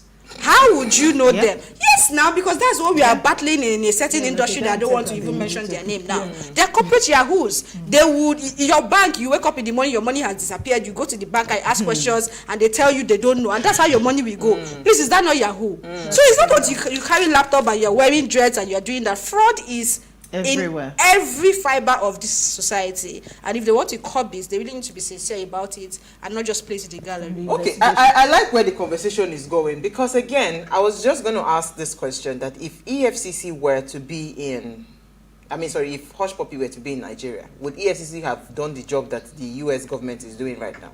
I don't think they would have been able to do that. So I was going to ask that, is it possible for EFCC to provide us a portal as landlord? Because I don't understand why you come and arrest me. But sorry, before provide us a portal. Answer that question, there's a part in this story that a lot of people are not paying attention to. Hoteliers, what do they call them? Yes. No, I was coming to that part, because for hoteliers, I understand that hotelier part well. How are you understanding it? No. That if you're going to a hotel to check in, they say that you ask them of their how do they put it? No, so the structure for the hotel is most of the Yahoo boys that live in hotels, they don't go there for 1 night, 2 nights. So you already know. Well, that's do you understand? No, I'm saying that, see, let me tell you something. This thing has to, you have to apply Airbnb. Yeah, so you have to apply wisdom with this. But I am saying that, is it possible for EFCC to even open a portal? So I can send in details of prospective, what's it called? Tenants to their portal. They do the background check, because I don't understand how you want to put the burden on a landlord. I'm not a forensic, I'm not a criminologist, I'm nothing. And I just own a property. Again on the landlord. Do you understand? I also don't think that they can, except that they're telling me that the data for Nigeria has been cleaned up and EFCC has the clean data. Because even BVN is not a clean data. National identification number is not clean. Voters card is not clean. Driver's license is not clean. So and they are not even aggregated. So how can EFCC have that portal? Except they say they want you to submit their BVN and they see the transactions that is going in their account and they want to use that to decide. But beyond that, please, how exactly will EFCC be able to set up that place? And if they do, trust me, it's another corrupt system that people will just use to make money. Because it's it laws will be, pay 2,000 naira any confirm so that this amount. person. Yes. That's just if laws were being followed the way they're supposed to be followed, you can't even come and check my bank records without a warrant. And there must be a legit reason. That's how life is supposed to be. A bank can't just send my details to anybody. There's something called the data protection. It's an infringement on your rights as a citizen. So there's really no way for them to identify who is Yahoo and who isn't. Now, like I said again, if there's someone that they've been investigating and they've been watching for months, their job is to now tell the landlord that this is the suspicions we have about this person. But you can't hold me responsible for knowing who is Yahoo, who is runs, who is doing ritual, who is there's no I'm just trying to rent out my property. If let's say from Yahoo they will move to Runs Babe now. So there shall be no landlord anymore. But let's take a break, right? Because I'd like to open our phone lines. I need to understand this conversation from the perspective of EFCC. I'm trying so hard to struggle. Is it that they are trying to see if this would be a way to curb the menace of the Yahoo? Because we know that's what they are trying to do. No, but if that is the case, that means they are getting it all wrong, right? If you ask me, from my own perspective, because you cannot, I'm not trained to, I just have some level of detailing when it comes to those things. That's how come I'm able to identify. But I can tell you for free, people that I relate with, right? People that I relate to, I've seen a few moves that I know, this thing is not pure. But I just keep quiet and I just look away. You know, so, and that's why a lot of these Yahoo boys, most of them, if you see their structure now, they are moving into gated estates.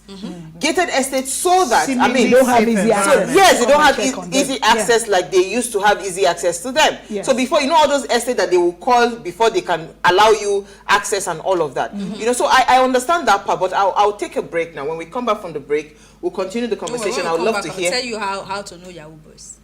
I would like to.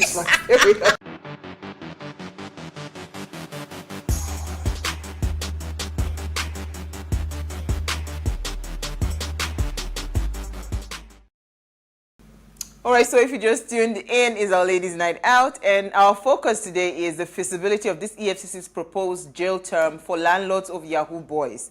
Now, please, let's hear what you have to say. You can join the conversation. Send us an SMS or WhatsApp to 081-803-4663.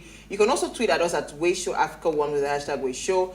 The number to call again now, our phone line is open, 070-2500-7749. That's the number to call. Please remember to turn off the volume of your television set. Turn it down. You know, see, there's Yahoo mother, there's Yahoo brother. Because Yahoo is not one. It's true. Association of Yahoo mothers came out to say that they should please leave their sons alone. Really? There's an association like that. Oh, yes. And EFCC has not gone to them. That's my point. So you can't wake up and put the burden on a landlord that is trying to rent out a space, right? So if we want to do a proper, and this is why I always say that Nigeria, sometimes I just feel like we do not even think through the process. You put the cart before the horse. You can never, it's not possible that you are blaming a landlord, you know, for due diligence that you are supposed to be doing. If we had a proper structure in a country that was working, it's a simple thing. Normally, ideally, when there's an accident on the road abroad, all you need to do is to exchange insurance information. That's all. You go back. But this one, somebody batched me. Till tomorrow, that guy never fixed my car. So that car was a complete write-off. We had to sell it as scrap. Do you understand? Because people, we don't even have proper data. Then you now wake up and say you tell a landlord that the landlord should go and the landlord will go to jail. You know, if the person is housing. No, there are some Yahoo, like Elsie was talking about. Corporate. You don't even know that this is what they do. But that's what they are doing. Do you understand? So how would you tell that this person have office space, they everything? Have employees, they have did we not see Invictus that came out on Forbes under 30 front page cover and eventually came back to say that he was a Yahoo guy? Can you imagine? Do you understand? I mean, he was fraudulent. He was doing internet fraud. So that's my point. A lot of internet fraudsters are cleaning out their money, building laundry businesses. That was what the EFCC accused. Laundry businesses, car businesses, and all of that. Real estate. They're going into real estate. So how can you now come and tell me now? Somebody has said, I am into real estate and property. You tell me that the person I should not go to jail on his behalf. So it's clear that the landlords on this table I'm upset. Don't want to go to jail. So I cannot go to jail. I feel like the best thing to do, which is why I'm looking forward to that conversation, is to have a form of documentation standard that landlords should ask for, instead of facing, oh, are you married? How many boyfriends do you have? No. As simple as ABC. Find out, let them get you a proof of employment or payment slip or whatever that's going to call. At least everybody can get that, right? And you can verify that. It's never a foolproof way, because someone would give you a letter of employment. No, that is not your own problem. It is to show that you have to identify done you your own of the due diligence. So wait, when you get it, are you the one going to do the background checks, or you are sending it to your lawyer? No. You are holding it in case. You are calling you do yours, which is basically calling the HR number, whatever, on the page to ensure that, oh, this person works with you. They say yes. At the end of the day, if those documents are not original, then that person has committed a second crime, which is falsification of documents, and that is no longer your problem. So I think that there has to be like a proper conversation or clear instruction as to saying, before you rent your house out to this person, forget about those trivial things that are not your business. You're not their father, you're not their mother. Ask them for this, their date of birth, means of identification, whatever it is. Get those things for your record, at least for everyone that has used your property for residential, at least, because I don't even know how to solve the hotel problem. Let them know that these are the requirements, and let it be requirements that are accessible to everyone that is working. And I think that saves I just find that Nigeria tends to make a lot of laws without actually thinking. They don't. Let me take a call from our first caller for the evening. Anthony, I believe, from Lagos. You're live. Please. Hello. Need to turn off. Please turn off your TV or turn down the volume. You are live. Go ahead. Good evening. Go ahead. Okay. Good evening. I have something to contribute on this issue of young boys and the landlords. To me, I believe that the landlords know something about those boys. That's the reason why the EFCC came after him.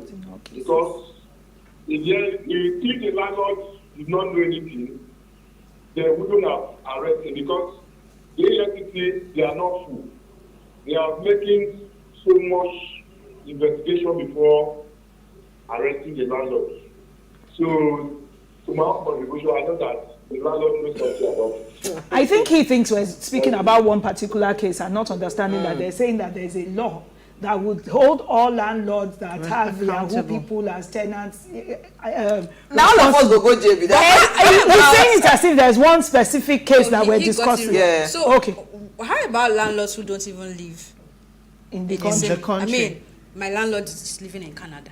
So imagine I'm a Yahoo girl now, like you have profiled me. You're the best candidate for Yahoo because they will not send any landlord to arrest. The agent that got you the place and deal that they no, not even bring agents. I'm saying that your landlord is the best. We're saying something before the call came in, which is to say what is the job of an agent, because they still collect agency fee, right? Because we're speaking to who would do the due diligence to confirm make those calls. It's supposed to be their job, really. At the end of the day, when they've done the collected documents, confirm that they are correct, it's their job to bring this person to you to say, we've done our due diligence, the documentation is complete. And that's why they're getting an agency fee. Do you understand? Yes. So I think it's something that there can be an understanding. That's why I'm saying again, I'm looking forward to that conversation. Okay, let me take another caller. Suleiman from Bauchi, I believe. Thank you for calling. Yes, good evening. Good evening. It's a nice topic that you guys are discussing. EFCC they do have a portal. Okay. And it's very easy for them. They have this computer application that they use to trace Yahoo boys. So I think what they are saying is that when the application and the landlord is implicated, in the case of the Yahoo boy, then they can charge you to court. But when you are not implicated, I don't think anything will happen. No, but let me ask you, Suleiman, this portal, can I as a landlord go into that portal and put in the details of a potential tenant so that the history of that tenant comes up, whether it's coming clean or there is a question mark on the person? And if you're a Yahoo boy, they will trace you. They must have your identity somehow. But if you put the name of that person, maybe the person must have committed a crime or something somewhere. So they can easily use that to trace that person to tell you whether the person is a Yahoo boy or not. Okay, thank you. If they've already identified the person as a Yahoo person, how come he's running free without his case already started? So that's not exactly how it works. For them to even begin to investigate you, there must have been traces or someone have made a report to say, oh, they suspect I sent money to, you know how it works now, and the money don't hang, and they begin to trace. So they basically trace transactions, fraudulent transactions to be able to, it's not like they just have a portal that is monitoring everybody in Nigeria. So why have they not caught everybody if that's the case? You know, so of course they use your phone number and everything, which is why, of course, to do a Yahoo person as well, the kind of phone they use to several numbers, even phones that they are not, this type of phones in their house will be turned off. They don't even have the phones. They don't even have what thing they call them, pictures or anything. But let me take a caller from Lagos, I think. Benin, Roland from Benin. Thank you for calling. Good evening, ladies. Good evening. We're fine. Thank you for calling. Very interesting topic people are discussing today. Yes, actually, my friend even sent me that e-connect meeting today that it's a secular going on by EFCC and the landlord. It is a laughable issue. EFCC should come out and tell us that they want to clean their house first before telling the landlord they buy Yahoo. Those money that those Yahoo boys are using, they come to the bank. EFCC has their data in the bank. What have they done? You know, you have to. If you tell a child not to steal, thank you. Maybe he's hungry, he steals. There's find food for him to eat so that he will not steal.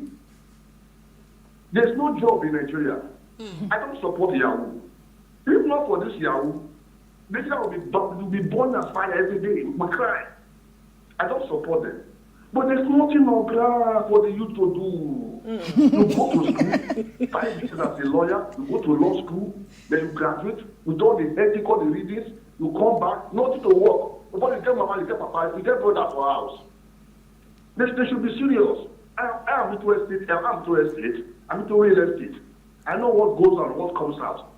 The AFCs today are buying duplexes in Lagos and Abuja. How much is that salary? Because tell me. The AFC you said. Because we don't have that house in Nigeria. If you go to all these big properties in Abuja, they are owned by AFC staffs. They should clean their house first. There's a common saying in the scripture. Say before you can tell somebody why they move the mood in your eye, but you have a plan for your eye first. Let them go and do their internal cleaning. Thank you. Who takes settlement for those Yahoo boys? How many? Okay, with the numbers of Yahoo boys in Nigeria, how many have been arrested and been persecuted? Thank you. They were arrested, take to Abuja, go to Lagos. Those boys will give them money. They come back to Benin. We have them very well. Yeah. Thank you. Let's track with this country. This is our country. And nobody will defend the country for us. Absolutely. But now begin to have people that the issue is when you have incompetent people in position. They cannot provide solutions to issues. These are the kind of policy you see. Thank you so much. Thank you so much. I have to say now that before I go to jail, I don't even know his crime. Sorry, I can feel your saying, Roland. I don't know him from Adam. I was going to quickly say that what Roland mentioned about bank accounts. So you want to tell me that people, people that have, no, they should close. They should arrest the bank MDs now. I mentioned that earlier, and I said something about corporate Yahoo, and people were laughing. It reminded me of the story that was trending yesterday, which is MTN taking 18 banks to court, basically because 222 billion naira fraud happened on the system, which is the Momo system that they just launched barely. Is it up to 2 months? It's up to 2 months. But a fraud has happened, which is that they woke up one morning, a system clicked something, and money moved to several accounts of many people. And it was funny. Because these are things that some fintech platforms have suffered, but they are never willing to come out publicly to talk about it. Because they also don't want people to feel like their platform is not secured. But the platform, from the one who is handling the switching to the one who is your payment processor and the banks, when this thing happen, you talk to them, they tell you there's nothing they can do about it. Now it's happening to a big platform like MTN, right? And they are going to the bank and they are dragging each other there, and everybody's laughing. Because honestly, it is funny. It's been happening and everybody has been covering it, but who wants to cover 22 billion naira? Even the MTN that is debiting your charges. Is it Kubana or Hosanna? Okay, from Lagos. Thank you for calling. You have to read it. You are live, oh, please turn off the volume of your television set. Like, we'll cut you off. Hello. Go ahead.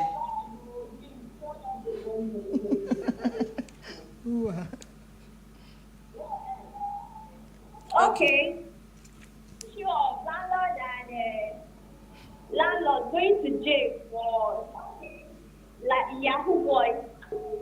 I don't think the idea is a good one, because in case of things like this, the landlord might not know the real person that is in the house.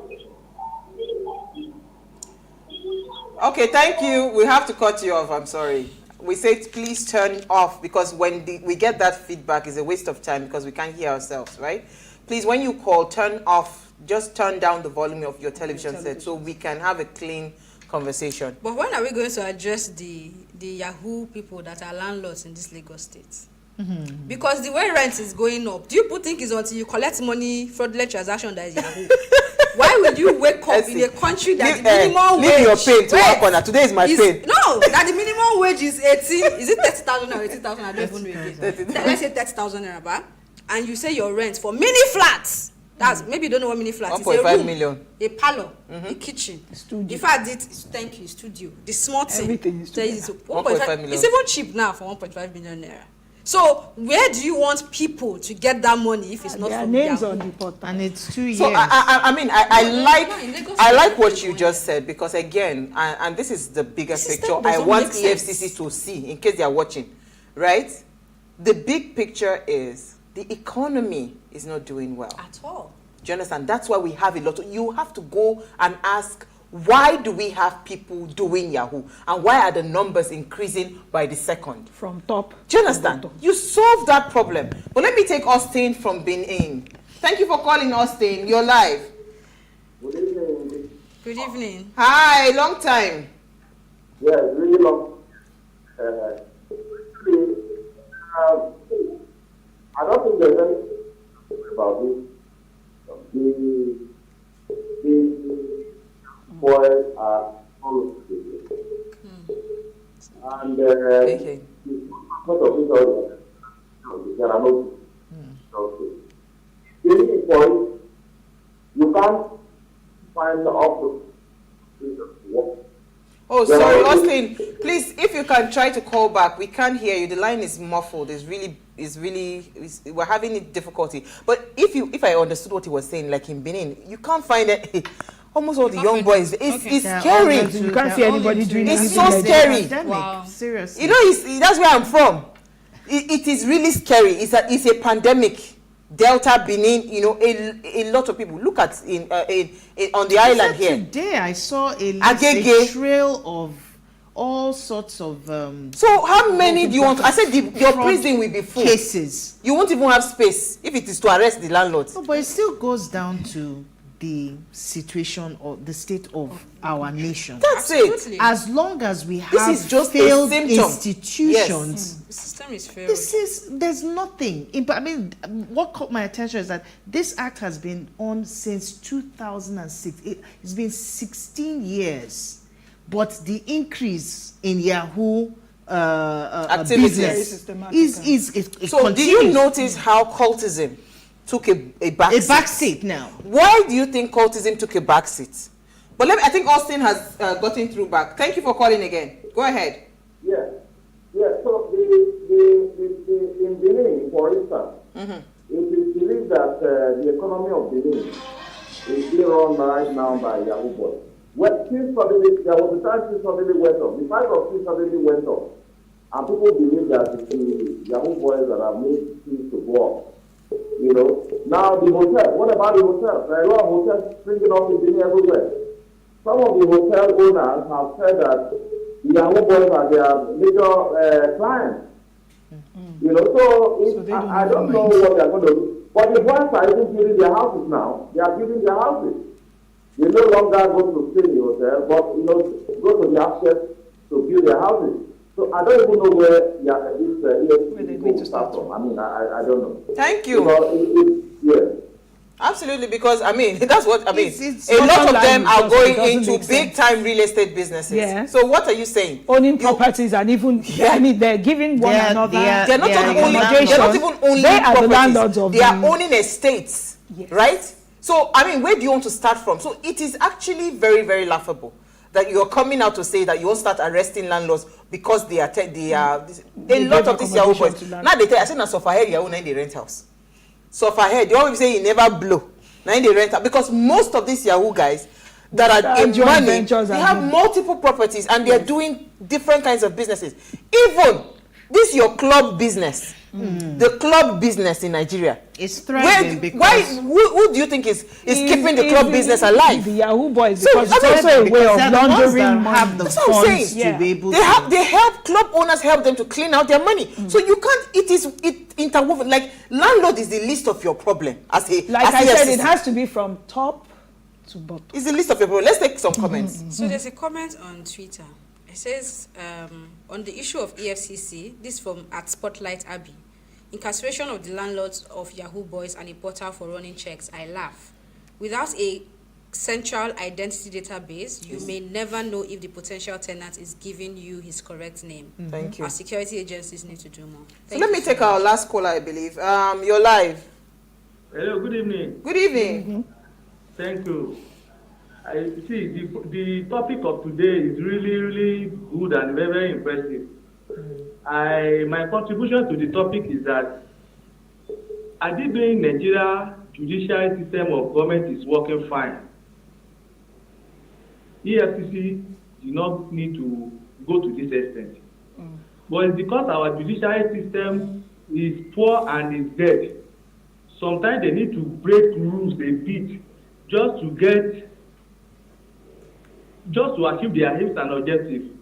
If you know the meanness that these Yahoo boys are causing people, I'm telling you, about 3 or 4 weeks ago, my cousin died of such.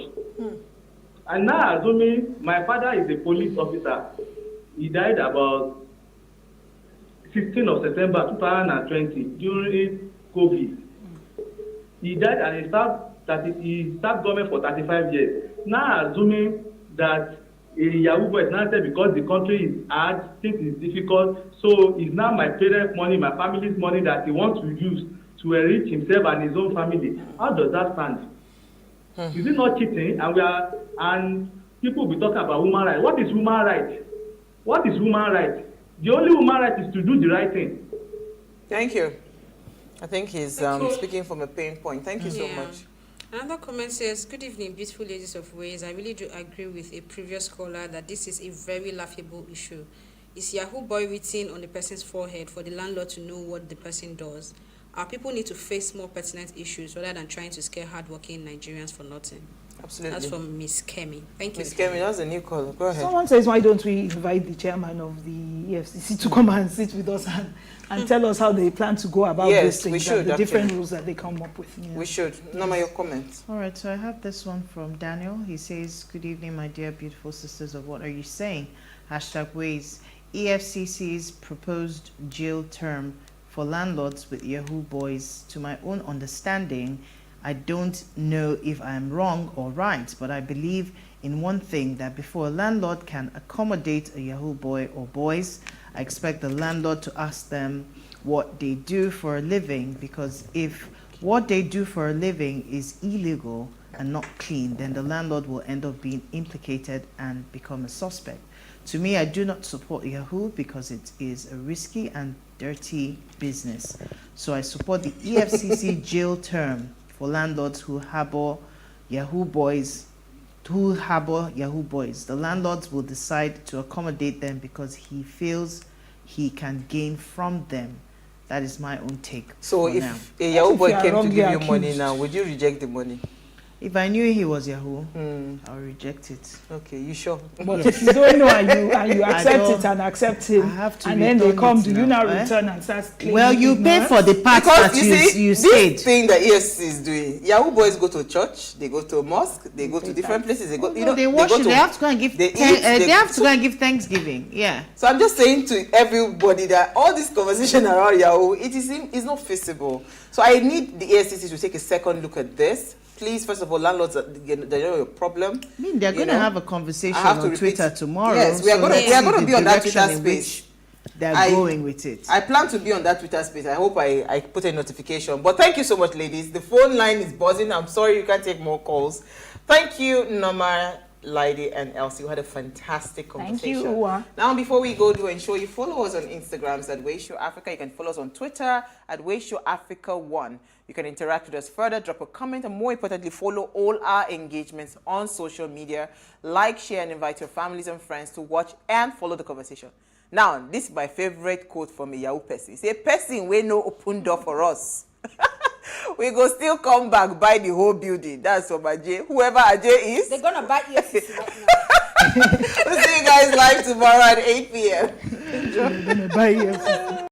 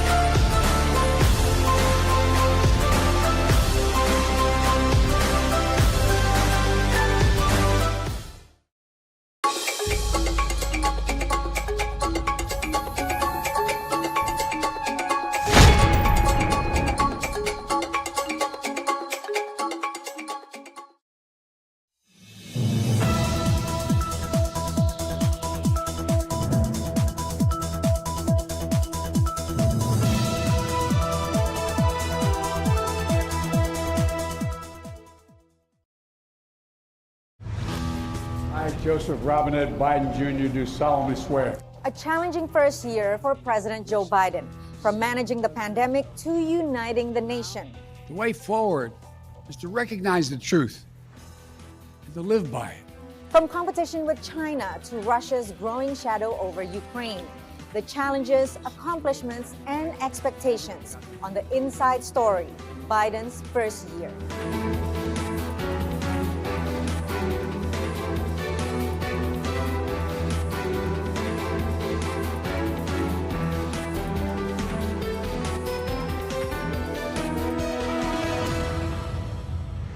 I'm Patsy Widakuswara, VOA's White House Bureau Chief.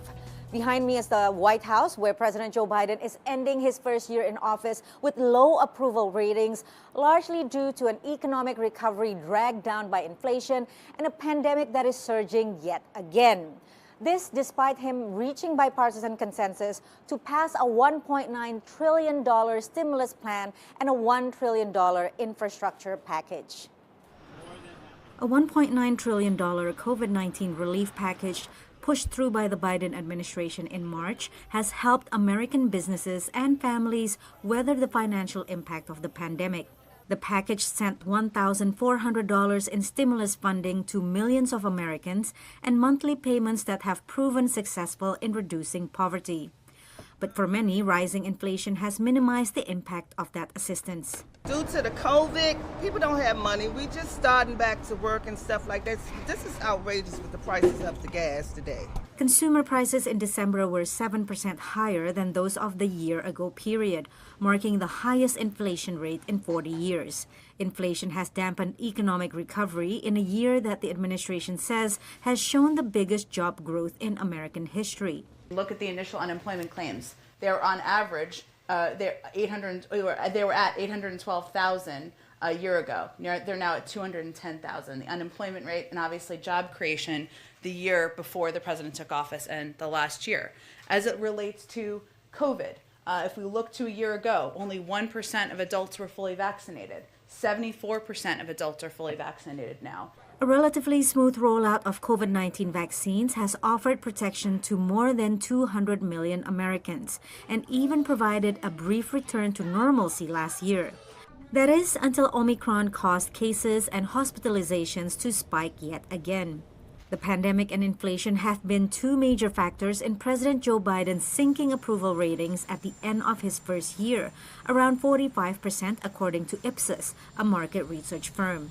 The president campaigned on eradicating COVID and getting the economy and getting America back to normal. And the longer that the pandemic goes on, the more uncertainty Americans have, and frankly, the more frustration they feel about the fact that they're still dealing with the pandemic. Meanwhile, Biden's legislative agenda is also a mixed bag.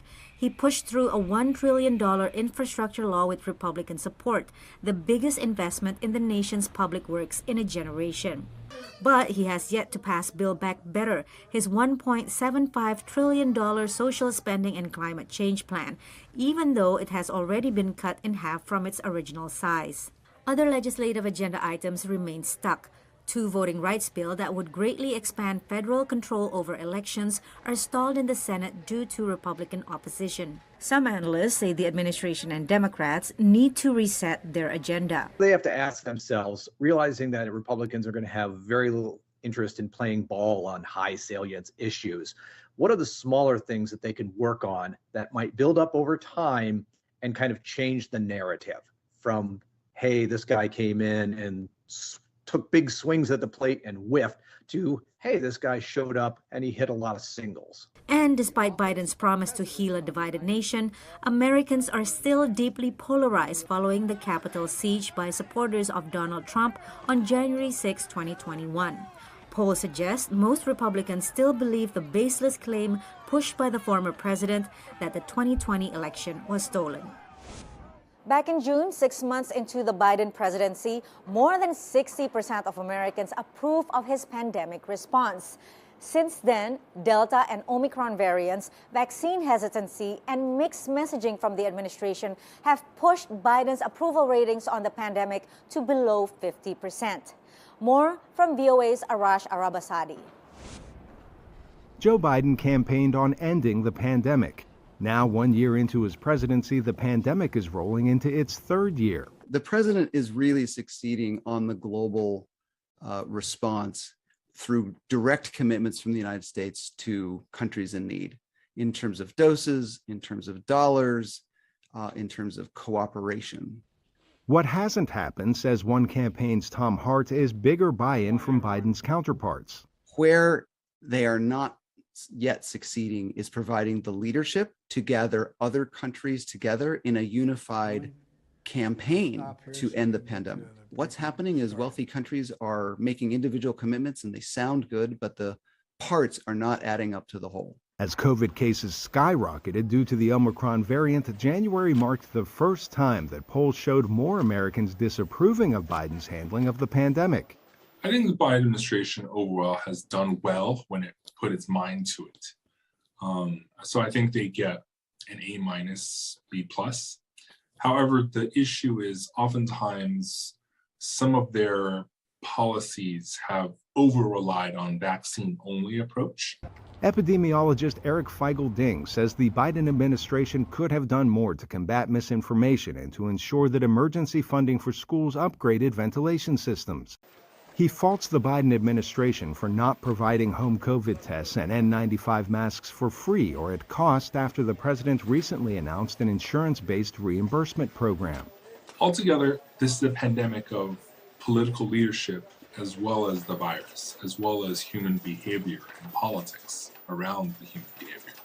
So the Biden administration is not in control of every aspect of those, especially the misinformation. But this is all the more important, and it reveals that the pandemic is not just solely a biological phenomenon. It's an information phenomenon. Critics say the Biden administration must do more on the global stage as well as at home to get more vaccines to more people and convince the vaccine hesitant to come on board. Arash Arabasadi, VOA News.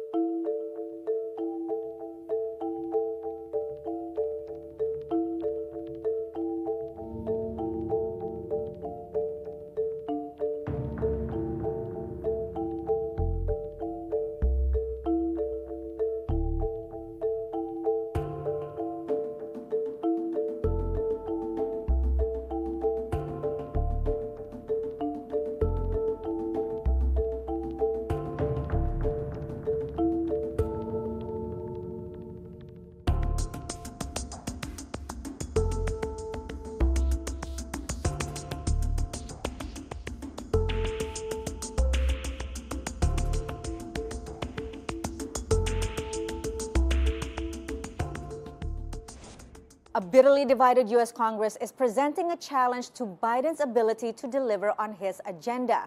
And that includes voting rights legislation to prevent states from imposing laws that limit voting access. Republicans say those laws are in place to prevent voter fraud. VOA's congressional correspondent Catherine Gibson takes us inside the debate. A final plea from the President of the United States. Joe Biden on Capitol Hill Thursday, making the case one more time for passage of a major voting rights bill. As long as I have a breath in me, as long as I'm in the White House, as long as I'm engaged at all, I'm going to be fighting. After months of failed attempts to pass the legislation in an evenly divided Senate, Biden encouraged Democrats to break the filibuster, a major rules change bypassing Republicans to open up the opportunity for debate. This is a historic chance to save our democracy, need to protect the fundamental form of American government. And his view is this should absolutely be bipartisan. But the White House failed to convince Senator Kyrsten Sinema, who is the key Democratic vote needed for that change. Eliminating the 60-vote threshold will simply guarantee that we lose a critical tool that we need to safeguard our democracy from threats in the years to come. It is clear that the two-party strategies are not working, not for either side, and especially not for the country. Sinema's argument for compromise puts her in the company of Republicans who argue breaking those Senate rules would be harmful to American democracy and repeatedly have blocked any attempts to debate voting rights. President Biden and Senate Democrats have been actually shouting at the American people that an evil, racist, anti-voting conspiracy will destroy democracy forever unless Democrats get total one-party control of the entire government starting next week. But Democrats say this legislation comes at a crucial moment for the United States, as it would expand access to the ballot box for minorities, including African Americans who have faced decades of discrimination and barriers to voting. If there was ever a power grab, it's what's happening in the state legislatures right now, where Republican legislators are taking away people's sacred right to vote and aiming it particularly at certain groups, people of color, young people, people in urban areas, older people, disabled people. A variety of polls show many Americans broadly support the ideas in the voting rights legislation, but are divided along partisan lines when it comes to ending the filibuster. Catherine Gibson, VOA News, Washington. The political divide over voting rights is just one of the many challenges that Biden is facing in year 2 of his presidency, with the clock ticking towards the November congressional elections. Capri Cafaro is a former member of the Ohio State Senate. She is currently an executive in residence at American University School of Public Affairs. She spoke to Inside Story producers Elizabeth Chernev. The president is, of course, facing pressure from across the aisle. He's also facing pressure from the different wings of his party, the progressive and the moderate wings of the Democratic Party. What do you feel is the impact of that infighting for Democrats for the midterms and then also for the party's future? I mean, I think that the Democrats, because there has been such a lack of traction and success to achieve, the goals that I think were set out by the Biden-Harris administration at the beginning of, taking over in 2021. I think that is going to continue that infighting. I think it's going to, erode any kind of unity that might exist within the party. Geographically, ideologically, and a number of other factors that I think, draw into that. But, I think to say that linking a Democrat to the Biden, White House is not a winning formula for success. I think in this midterm election, and that's bearing out in opinion polls about Biden, and even opinion polls about, self-identifying as a Democrat or Republican. More and more individuals are self-identifying as Republicans than ever. And I think part of that, is because there is this perception, whether or not it's real or not, but I think there's a perception that the Democratic Party maybe has lost sight of, maybe wanting to compromise. Maybe it's more progressive than what people perceive as a center-right nation in the United States. So it really is going to be a very difficult midterm climate. So the public's general impressions right now are kind of hovering around 40%, give or take. Somewhat low, but they may not be lasting, and there's always fluctuations in opinion. What can President Biden do you think, to sort of regain public confidence in his administration's ability to get things done? I think it would be wise for President Biden to maybe work with the Democratic leaders in the House and the Senate to pare down some of these very large agenda pieces of legislation, whether it's voting rights or even the social spending bill. Pick out 2 or 3 items that they feel they can actually pass or might be able, like the child tax credit or even some of these matters of paid family leave. There are some elements that I think might be able to get traction by both Democrats and Republicans. Focus on the items that may have the best ability for success and actually get passed into law. And I think sending that message to the American public as well as to Congress, I think would say, the Biden administration is here not to just put forth what we often hear as a wish list, of policy priorities, but actually mean business to pass the elements that are possible in order to at least move the ball forward. Under Biden, how would you assess the U.S. relationship with both Russia and China right now? I would say that, the relationship is strained, obviously, with both Russia and China. And in some circumstances, certainly with China, our relationship, even under the Trump administration, was strained because of, the tough stances that the Trump administration took on matters of trade and tariffs and the like. And I think, those matters continue. Democrats historically have been very critical of, unfair and unbalanced trade relationships between China and the United States, and workplace and human rights violations that exist in China. Those things, I think, remain a sticking point. The same I would say with Russia. I think that, again, depending on who you're talking to, some may say that we are weaker with Russia, depending on sort of the position you take, because I think that the argument may be, well, in the previous administration, Russia would not have encroached on Ukraine, and it was under the Obama administration that Russia went in and annexed Crimea in 2014.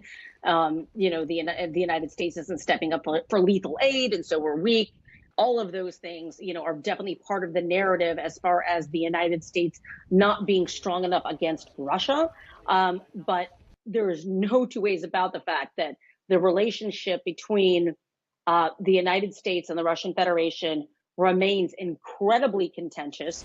President Joe Biden came into office with the message that America is back. He promised that diplomacy would replace military power as the main instrument of U.S. foreign policy. 1 year in, we take a look at how America's allies and adversaries are interpreting that message.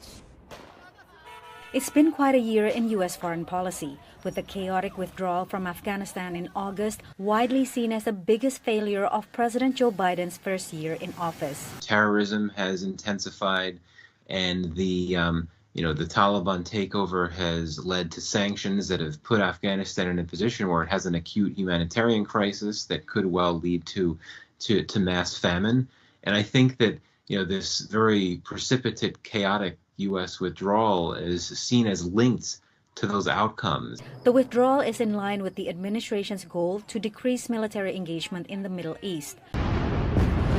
But challenges remain, including existing tensions between Israelis and Palestinians and the stalled effort to rescue the Joint Comprehensive Plan of Action, or JCPOA, the 2015 Iran nuclear deal with world powers that the Trump administration withdrew from in 2018. Still, following years of America First under former President Donald Trump, Biden's message is that America is back. We'll stand up for our allies and our friends and oppose attempts by stronger countries to dominate weaker ones, whether through changes to territory by force, economic coercion, technical exploitation, or disinformation. But we're not seeking, say it again, we are not seeking a new Cold War or a world divided into rigid blocks. But Biden has drawn fault lines, what he calls the struggle between democracies and autocracies. He rallied more than 100 countries at a virtual summit for democracy in December, excluding Chinese President Xi Jinping and Russian President Vladimir Putin, whom he met virtually on separate occasions, reinforcing a key theme in his foreign policy doctrine. Global cooperation around complex issues like the environment and pandemics that require cooperation with China, that require cooperation with Russia. But on the other hand, also trying to keep on this theme of the United States will cooperate with democracies. The United States is a democratic nation, and the United States does see an authoritarian challenge as a significant challenge. China, now a major adversary in military might and geopolitical influence, is Biden's foreign policy priority. But Russia, another rival, is not staying on the sidelines, mobilizing tens of thousands of troops along the Ukrainian border. Russia is not a solved problem. It's still a major actor that has interests that are divergent with the United States and our European allies. And so it really can't be put in a box. I think what we're seeing here is some behavior from the Russian Federation to remind the United States that it's still there, it still has interests that it wants to pursue, and that those interests can't be ignored. Another unsolved problem is North Korea, where the administration is unwilling to cut a deal unless Kim Jong-un commits to winding down his nuclear weapons program. In this week's Press Freedom Spotlight, Julian Assange is appealing to Britain's Supreme Court to reverse a lower court ruling that the WikiLeaks founder be extradited to the United States.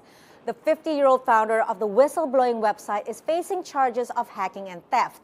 But press freedom advocates say Assange's case could have broader implications. More from our Henry Ridgewell in London. The ruling by British High Court judges Friday overturned an earlier court decision in January blocking Julian Assange's extradition from Britain to the United States. In that earlier decision, Judge Vanessa Baraitser ruled there was a high risk that Assange would commit suicide if held in an American prison. US prosecutors appealed, and the British High Court has ruled in their favour. Basically judging that the assurances they gave to the UK that Assange would not be subjected to basically isolation or solitary confinement unless he does something new to merit it, that those were sufficient to address the concerns raised by Vanessa Baraitser about Assange's likelihood to commit suicide in US jails. US authorities accuse Assange of conspiring to gain access to US military databases containing classified documents that were later published in WikiLeaks. Supporters of Assange reacted to Friday's court ruling with dismay. Assange's fiancée and mother of his child said the US assurances were inherently unreliable. Julian represents the fundamentals of what it means to live in a free society, of what it means to have press freedom, of what it means for journalists to do their jobs without being afraid of spending the rest of their lives in prison. Friday's ruling now leaves the decision to extradite Assange in the hands of Britain's Home Secretary Priti Patel. However, defence lawyers can appeal the ruling. They've also talked about appealing the underlying decision that ruled this did not impinge on journalism. It's unclear whether they're going to do that next. They also could appeal to the European courts. Recent revelations could be used by the defence in their appeal. A former WikiLeaks insider turned FBI informer has said that he fabricated evidence used by the prosecution. And in September, Yahoo News published a story alleging that the CIA had plotted to kidnap or even kill Assange in 2017. Assange argues the freedom of the press is at stake. In 2010 and 2011, he oversaw the publication by WikiLeaks of hundreds of thousands of diplomatic cables and military reports relating to the wars in Iraq and Afghanistan, which were leaked by former US soldier Chelsea Manning. Assange says the leak exposed abuses by the US military. He faces 18 US federal charges relating to allegations of hacking, theft of classified material, and the disclosure of the identities of US informants, which prosecutors say put their lives at risk. One of the things Baraitser said in deciding that he was not protected as a journalist is that at the very same time he was soliciting these files from Chelsea Manning and offering to crack a password in doing it, he was also hacking targets in Iceland. He ultimately hacked a WikiLeaks or attempted to hack a WikiLeaks dissident. There's a lot in there that WikiLeaks doesn't like to talk about because it has nothing to do with journalism. Human rights and press freedom groups have strongly condemned the High Court decision. Any appeals must be lodged within the next 2 weeks, but it's possible judges would reject any further hearings on the case.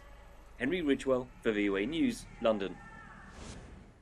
That's all the time we have for now. Follow me on Twitter at @PWidaKuswara. Follow VOA News on Twitter, Instagram, and Facebook. Stay connected at voanews.com. Thanks for being with us. See you next week on The Inside Story.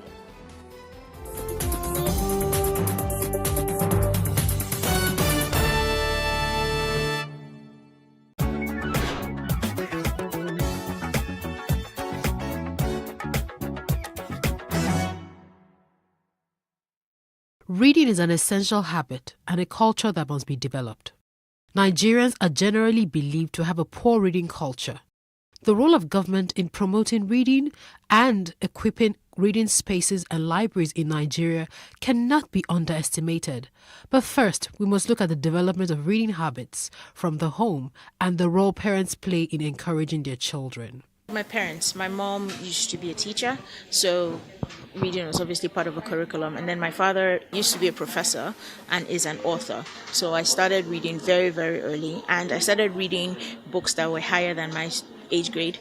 I was reading African Writer series from age 7, age 8, and reading encyclopedias by that time. So obviously my parents had a huge part and encouraged that in me. In the Nigerian book market, there's a high influx of foreign authors writing for children, but very few Nigerian authors telling relatable, homegrown Nigerian stories. If you start out reading stories even to your baby, even before they're 1, and then as they get older, buy appropriate materials that are colorful, with easy to read words, and read with them. I think that helps. Adedotun Enyade, a co-founder of Robin Heights, a leading bookstore in Nigeria, has tips for Nigerian authors and how they can improve on their work and get into the hearts of readers. The story has to be good, right? If you're writing, whatever you're writing, if you're writing fiction, if you're writing non-fiction, it has to be like, really, really compelling, one. Next thing would be like in terms of like the packaging, right? People have gone past the era where you just take your books with just about any printer to print for you. I think, publishers, self-published authors as well, they need to invest in ensuring that the quality of the book, the final output is one that would, stack up with any book, published, elsewhere in the world. So that's really important. Then I think, what would be like the most important tip for me to them would be just, they need to invest in marketing. The book business, like any other business, is challenging. If you ask anyone who's running the business in Nigeria, they will tell you capital, of course, right? Book selling is also, as with any other business, is also quite capital intensive. Getting to pay your rent, getting to actually buy the books and stock up like your shelves when you have them. Hiring good people requires decent amount of capital. So I would say it's getting the startup funds to set up something, and then if you're looking to do it at scale like we're hoping to do, then it also requires you raising funding, which isn't readily available in commercial banks, right? I don't think a bank would say they want to give you a loan to set up a bookstore. They probably will be skeptical about the number of people who read. So for us, I think it's just I would say capital is at the top of the totem pole. It is commendable that certain individuals and organizations are making concerted efforts to revive the reading culture in the country. The government should also redesign the school curriculum to incorporate more reading activities in primary and secondary schools.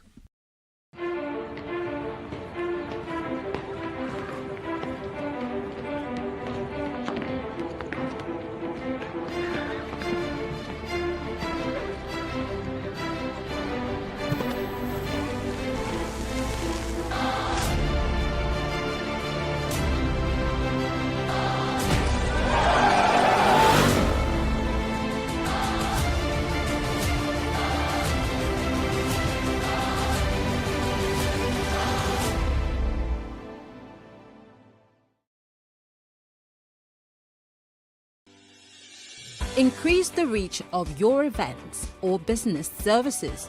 To advertise on Plus TV Africa, please call 0906 000 5719 or 0909 040 8408, or send an email to marketing@PlusTvAfrica.com. Plus TV Africa.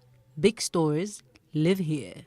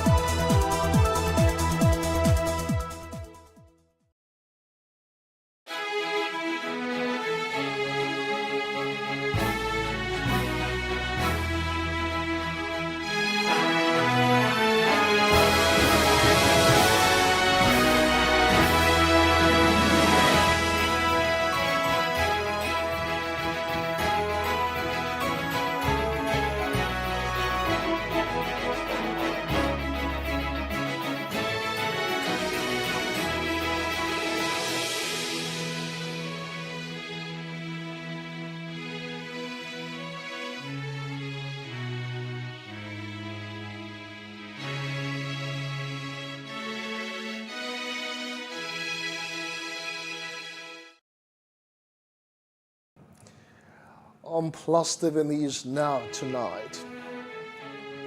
National Assembly to amend Electoral Act and safeguard weaknesses.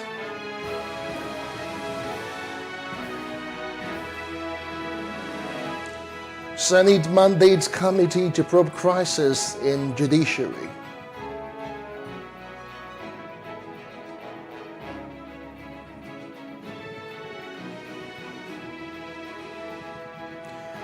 Reps urge Nigeria High Commission in UK Foreign Affairs to assist embattled senator over his ongoing travails.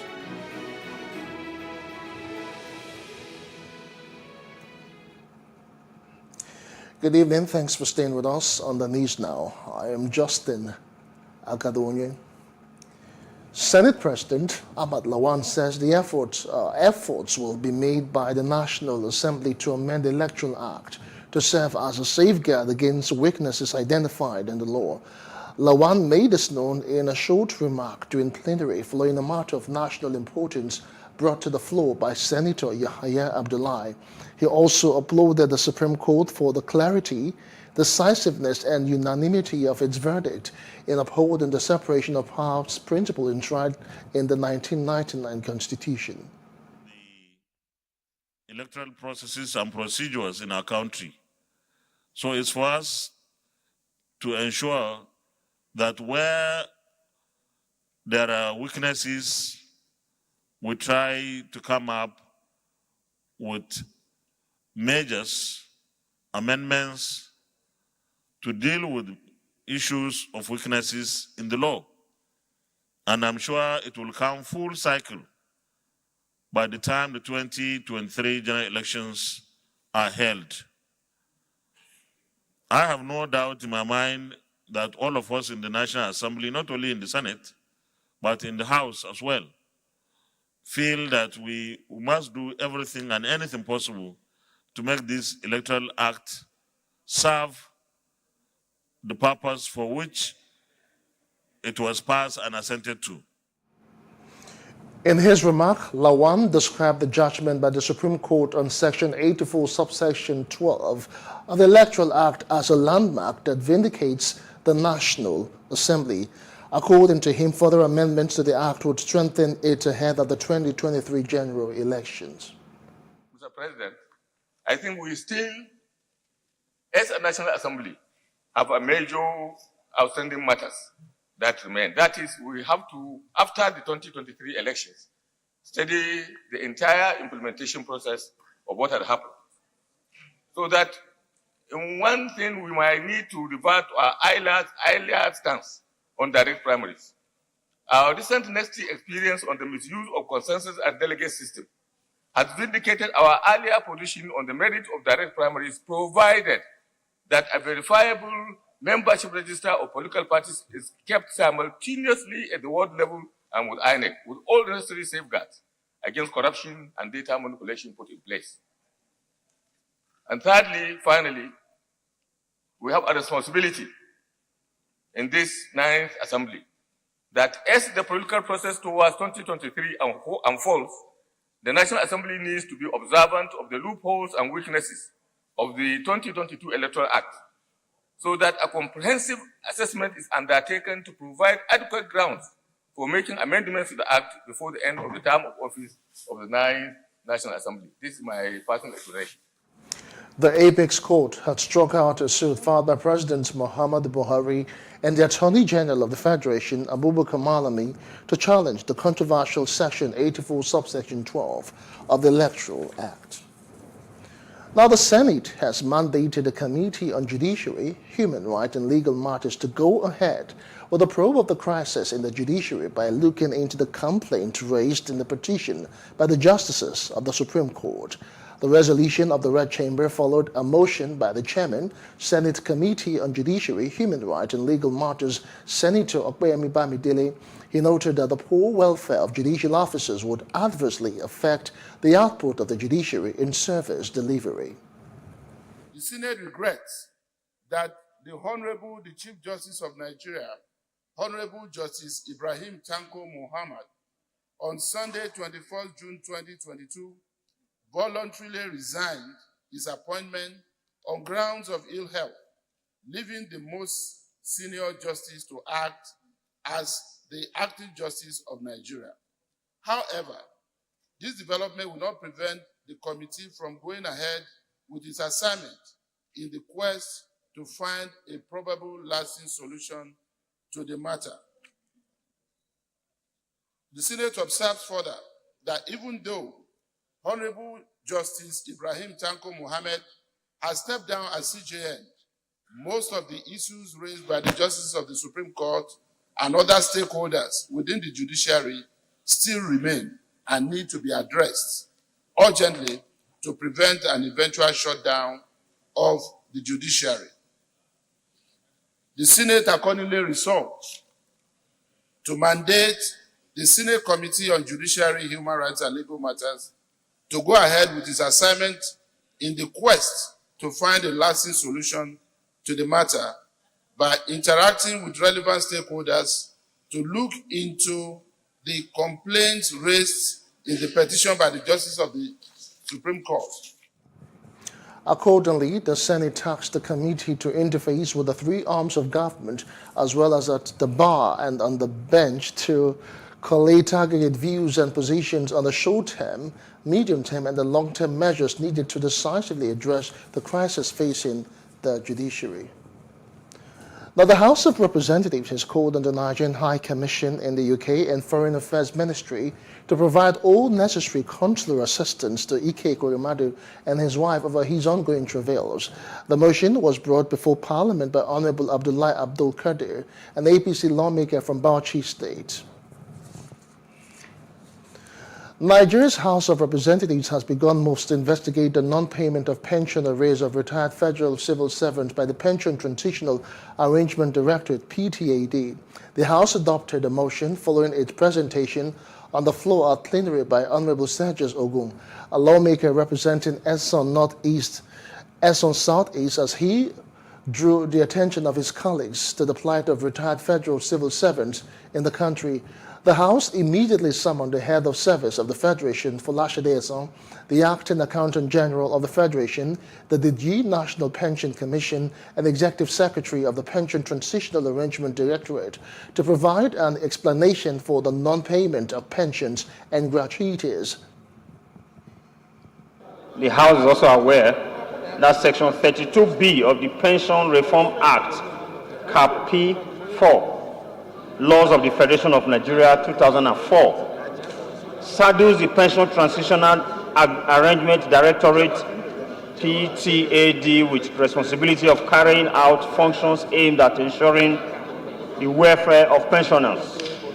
The House is informed that the pensioners under the Defined Benefit Scheme of the Pension Transitional Arrangement Directorate, PTAD, are reportedly owed monthly pensions and gratuities for a cumulative period of 9 months. The House is disturbed by the claim that the failure of the Pension Transitional Arrangement Directorate, PTAD, to pay pensioners under the Defined Benefit Scheme for the said period of 9 months is as a result of technological glitches. The House is cognizant that the failure of the Pension Transitional Arrangement Directorate, PTAD, to pay pensioners monthly pensions and gratuities based on technological glitches amounts to gross incompetence and ineffectiveness on the part of PTAD. Now, 2 days after his return from the 26th Commonwealth Heads of Government meeting in Kigali in Rwanda, President Muhammadu Buhari has jetted out to the capital of Portugal, Lisbon, on a 4-day state visit. According to a statement by his senior special assistant on media and publicity, Garba Shehu, the president, who will hold official talks with his Portuguese counterpart, will be conferred with the country's national honor and decorated with the great color of the Order of Prince Henry. Buhari will also visit the Portuguese Parliament and hold discussions with its president, Dr. Augusto Santos Silva, as well as the Prime Minister of Portugal, Antonio Costa. The Independent National Electoral Commission, INEC, in Lagos has said that a total of 1,091,157 old permanent voter cards are still uncollected by their owners in the state. The commission also said that after 2 months, it flagged off the distribution of 34,242 newly printed PVCs for new registrants. Only 6,382 applicants had come for collection across the state. The Rest Intellectual Commissioner of INEC, Olusegun Agbaje, who made the disclosure at the stakeholders meeting on election with leaders of political parties in Ikeja, described as worrisome the low rate of PVC collection across the 20 local government areas of the state. The National Orientation Agency in Osun State says its officials are engaging different groups in the state to discourage vote buying ahead of the July 16 governorship election. The state NOA Director Abiodun Ibikunle at the Day Stakeholders Roundtable program organized by the Center for Transparency Advocacy in Osogbo said the agency will continue to appeal to the conscience of the electorate to discourage them from trading votes using its officials across the 30 local government areas in the state. In her remarks, the executive director of the CTA, Faith Nwadishi, said the group will deploy 60 observers for the Osun governorship polls. Now, the former Minister of Communication, Adebayo Shitu, has restated his unwavering determination to champion the presidential campaign of the candidate of the All Progressives Congress, Asiwaju Bola Ahmed Tinubu, to every nook and cranny across the nation. The legal practitioner who described the former Lagos State governor as a diverse politician boasted that Tinubu's orientation and exposure stood him out as the obvious choice to propel the nation towards the path to greatness.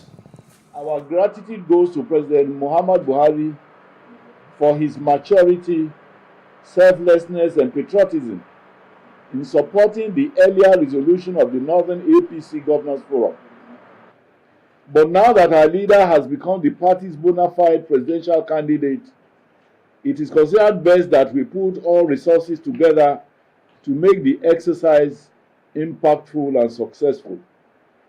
Please, let no one make any mistake about it. We as an organization are ready to take the Asiwaju Bola Ahmed Tinubu's presidential campaign to every nook and cranny of this nation. We shall get to all the 36 states and the Federal Capital Territory. We shall be in all the 774 local government areas of this country. And we shall visit each of the 8,813 wards in the country. And I said, you cannot compare Atiku to Bola Ahmed Tinubu. Atiku was never head of any government in this country. Bola Ahmed Tinubu was head of a government for 8 solid years, and we have references of what he was able to do in the area of security, in the area of road construction, in the area of general economic transformation. So we have a compendium, an encyclopedia of real impactful governance in Asiwaju Bola Ahmed Tinubu. Our gratitude goes. The Benue State Chairman of the All Progressives Congress, Austin Agada, says the party's governorship candidate in the 2023 elections, Father Hyacinth Alia, remains the winner of its governorship primaries despite the propaganda by the opposition party against him. Our correspondent Francis There's report is presented from our studios. Agada, who spoke with newsmen at his joint birthday celebration, and the party publicity secretary in Makurdi, alleged that the opposition APC has been spreading false allegations against the APC governorship candidate in the state, including telling the general public that Father Alia is no longer the candidate for the party in the forthcoming elections. Only God can change his name as the candidate of our great party. Only God.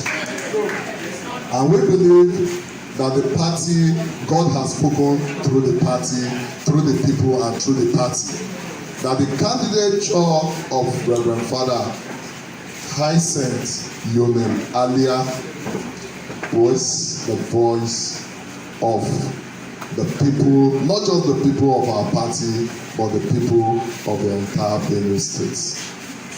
According to the chairman, the party has remained neutral about ongoing rumors, urging the party supporters and Benue people to discountenance the insinuations.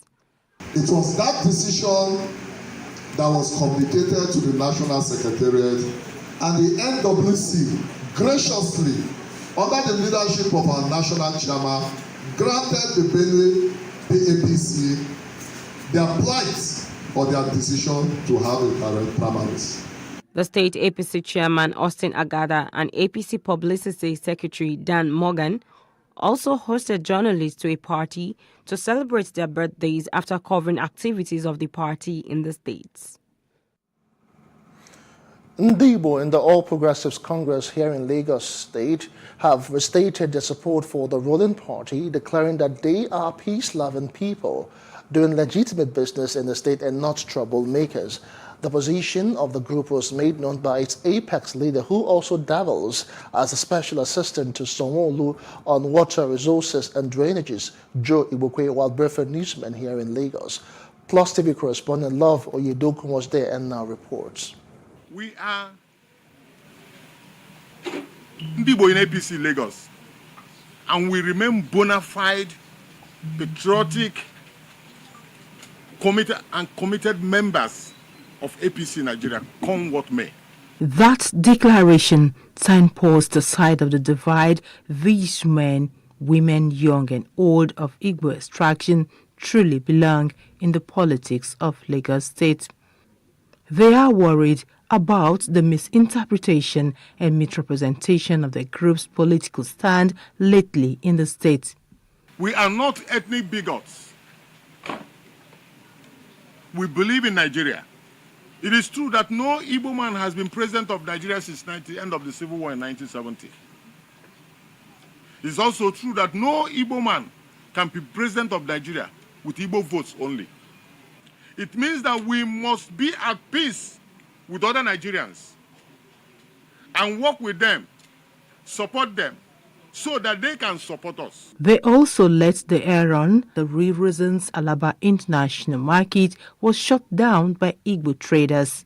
There is a prize to be won by the local government of SCDA, which produces the highest number of PVC holders to vote for APC. And that amount had been placed, I think it was another 1 million naira for any local government that have the highest number of PVC by the apex leader. That the best thing is do is just to bring us closer to you and not to harass us, not to threaten us. Every Igbo man has the heart of a lion. So the idea of threatening, you do this, you do that, will not shake me to do what I don't want to do. We have decided to align with APC because of the love we have with Asuwaju Bola Ahmed Tinubu. And there is no shaking. You can't take my family anything that concerns us away from it. But that man standing by, or that town standing there, cannot come and be harassing Igbo people, this, because you saw one Igbo person trying to just get a voter's card. Be that as it may, they still have some butterflies in their stomach. They are unhappy with the attacks on Indigbos at the market during the shutdown. A lot is at stake. Igbo investment across Nigeria is too monumental to ignore or to toy with. Elders say, if out of annoyance you remove your cap and throw it away, a madman will pick it and use it forever. A word is enough for the wise. We can say no less. We are appealing to our host community, the Yoruba nation, not to use whatever offense committed by one person or group of persons, Igbo persons, to think that all of us are offenders. Or all of us are culprits. We are not. We are law-abiding citizens. But we are not unmindful of the fact that there are also, little-minded elements that cause trouble. But we cannot use it to think that all Igbo people in Lagos are troublemakers, or that we are all bigots, or that we are all haters. We are not.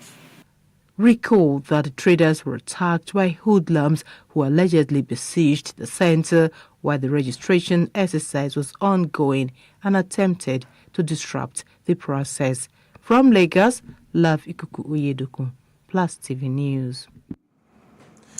A Nigerian youth organization, the Green Assembly, and civil society organizations have called for youth participation and inclusiveness in the ongoing political process towards 2023. The organization commended INEC and all political parties over a free, fair, and credible electoral process so far. Emmanuel Ehijini's report is presented from our studios. The president, Duke Alamboy, said it is time the youth in the country galvanize themselves to deepen their social and political participation in the election process, so as to get it right, as well as prove that they are true drivers of change. He said the youth should also ensure that monetary inducements no more determine the outcome of elections in the country. The just concluded primaries have given youth, young aspirants, for the first time in a long time in our political history, a level playing field, and evidently recorded about 47% increase in youth emergence as candidates, and we are hopeful that those of them will eventually sail through in their various political offices. He said all the youth organizations and youth-based groups will converge on the 8th of August, being the International Youth Day, to endorse a presidential candidate averse to youth challenges. Would, upon conclusion of this press conference, set up a committee to visit and interrogate intentions of presidential candidates, governorship candidates, House of Assembly candidates, senatorial candidates. When asked about its position on a possible Muslim ticket, the group said it is averse only to candidates who are true patriots and nationalistic in ideas. We would rather want the team to emerge, and when it does, we would now use whatever team they come up with, whether Muslim, to interrogate their intentions, which is what is our main concern. The positioning of the Nigerian youth toward the 2023 elections, it is pertinent that we, at this point, discourage the activities of the older generation in enticing the youth into characters that are not honorable. The Nigerian Youth Organization and the Green Assembly Initiative are social political organizations set up to promote and advocate youth and women's development through inclusiveness. Ekiti State Governor Kayode Fayemi has inaugurated a 20-member transition committee saddled with the responsibility of organizing a hitch-free handing over and inauguration of a new government come October the 16th. While inaugurating the transition committee, Fayemi noted that the gesture is in line with the State Transition Law 2019, adding that the state will be in the safe hands, with Biodun Oyebanji being a central figure of his administration. Now, the governor explained that the transition committee will, among other tasks, study state of the affairs of the present administration, review the programs and projects of the MDAs, and map out strategies for a smooth transition from the incumbent to the incoming government. Today, it is witnessing the commencement of proceedings towards the historic transition of power from the Kayode Fayemi administration to the Biodun administration, the first of its kind since the enactment of the Ekiti State Transition Law 2019. As my administration transitions out, I'm confident that with Mr. Biodun Oyebanji and Mrs. Monisa Afuye, Ekiti is certainly in very safe hands. I have no reservation in commending them to the good people of our state as worthy successors for the office of governor and deputy governor, who will carry on with our vision and usher Ekiti into a new season of sustainable development, peace, and prosperity. And I ask that Ekiti State gives the incoming administration the same degree of support and goodwill that I have enjoyed. Staying in the state, the Trade Union Congress is demanding the immediate payment of outstanding salaries and deductions by a government. The union also accused the state government of being selective in the implementation of the 2019 promotion in the state. Now, chairman of the union, Shola Adigun, who made this known during an interaction with journalists in Ado-Ekiti, said the union has also given the government 21 days to fulfill all pending promises to workers. Second session used the opportunity to remind Mr. Governor that it's high time he looked into these issues arrears of salaries, we still have about 3 months.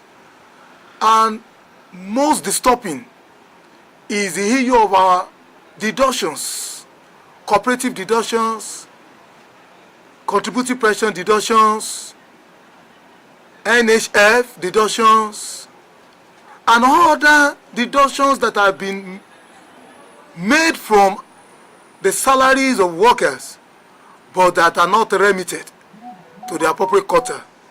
So SEC in session called the state government to look inward and pay this.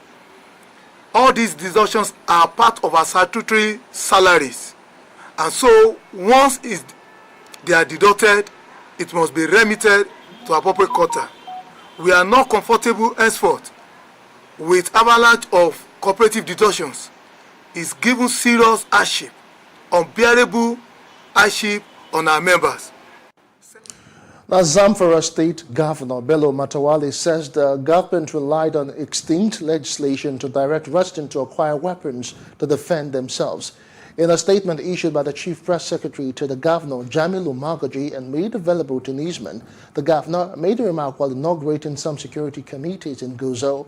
The statement explained that the Governor's directive was part of the administration's efforts to tackle protracted security challenges in the state, and that the government is aware of the misgivings expressed in some quarters regarding the new measure. An activist, Martin Prosper of Legal Aid Network, has sought the intervention of the Inspector General of Police and other concerned stakeholders over the unlawful arrest and detention of one Wahid Sikiru, officers of the Igoyonka Division Police, an officer rather of the Igoyonka Police Division.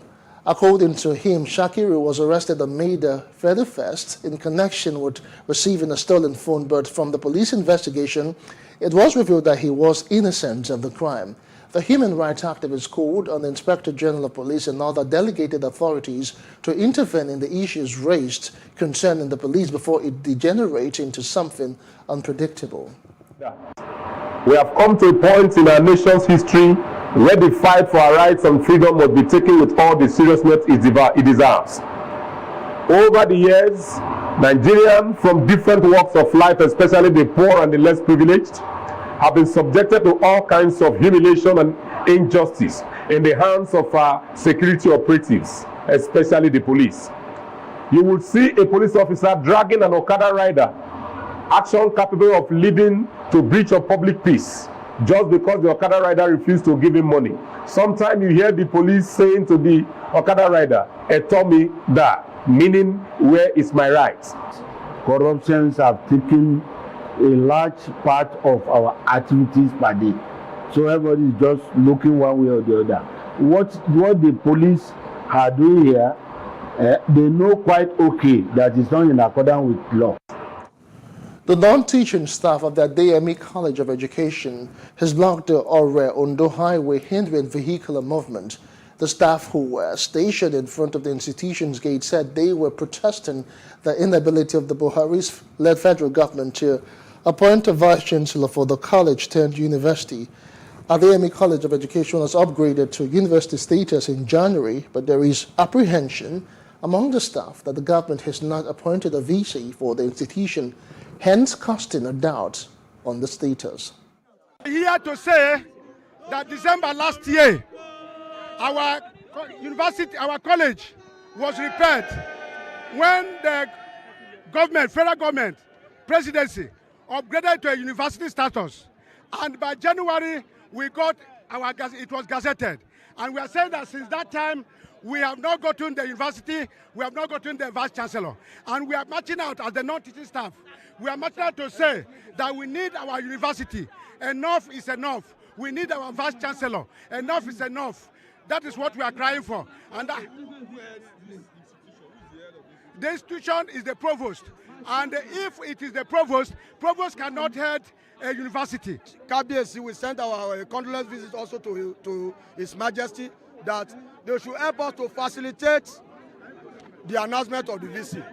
Till date, we don't know what is happening to the announcement of our Vice Chancellor. So we are now, this peaceful protest was now to send a message to to the power that be that if in the next 1 month,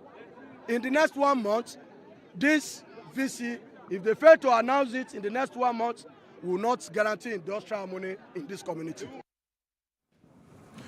Well, moving on now, a group, Christ Against Drug Abuse CADAM, has organized a walk in commemoration of the World Drug Day and to create awareness about the dangers of indulging in drugs. This year's theme is addressing drug challenges in health and humanitarian crisis. Our correspondent Paul George tells us more.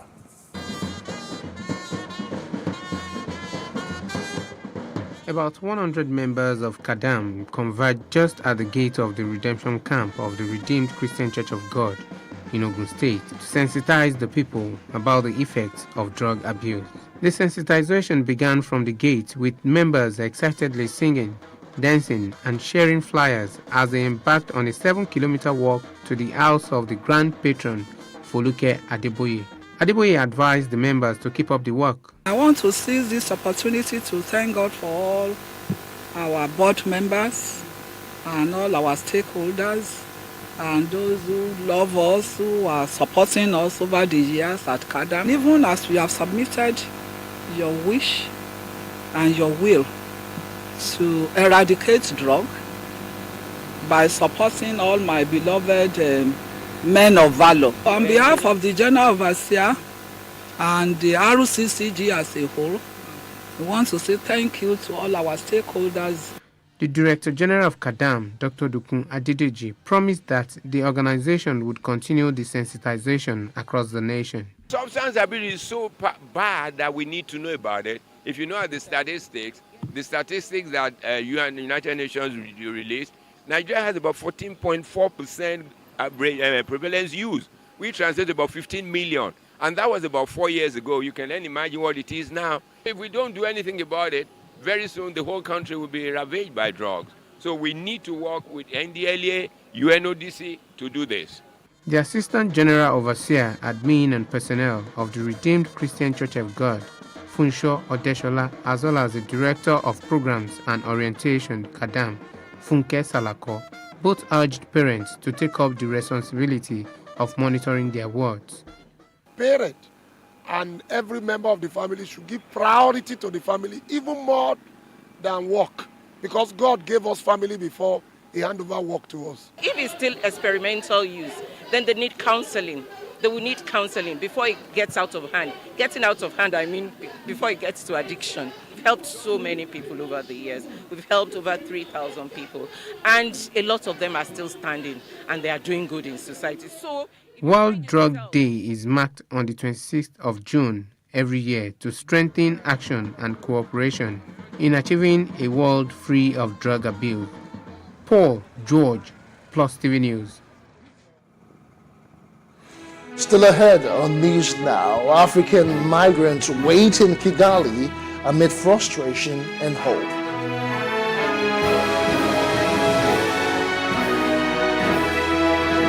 Details when we return. Do join us again.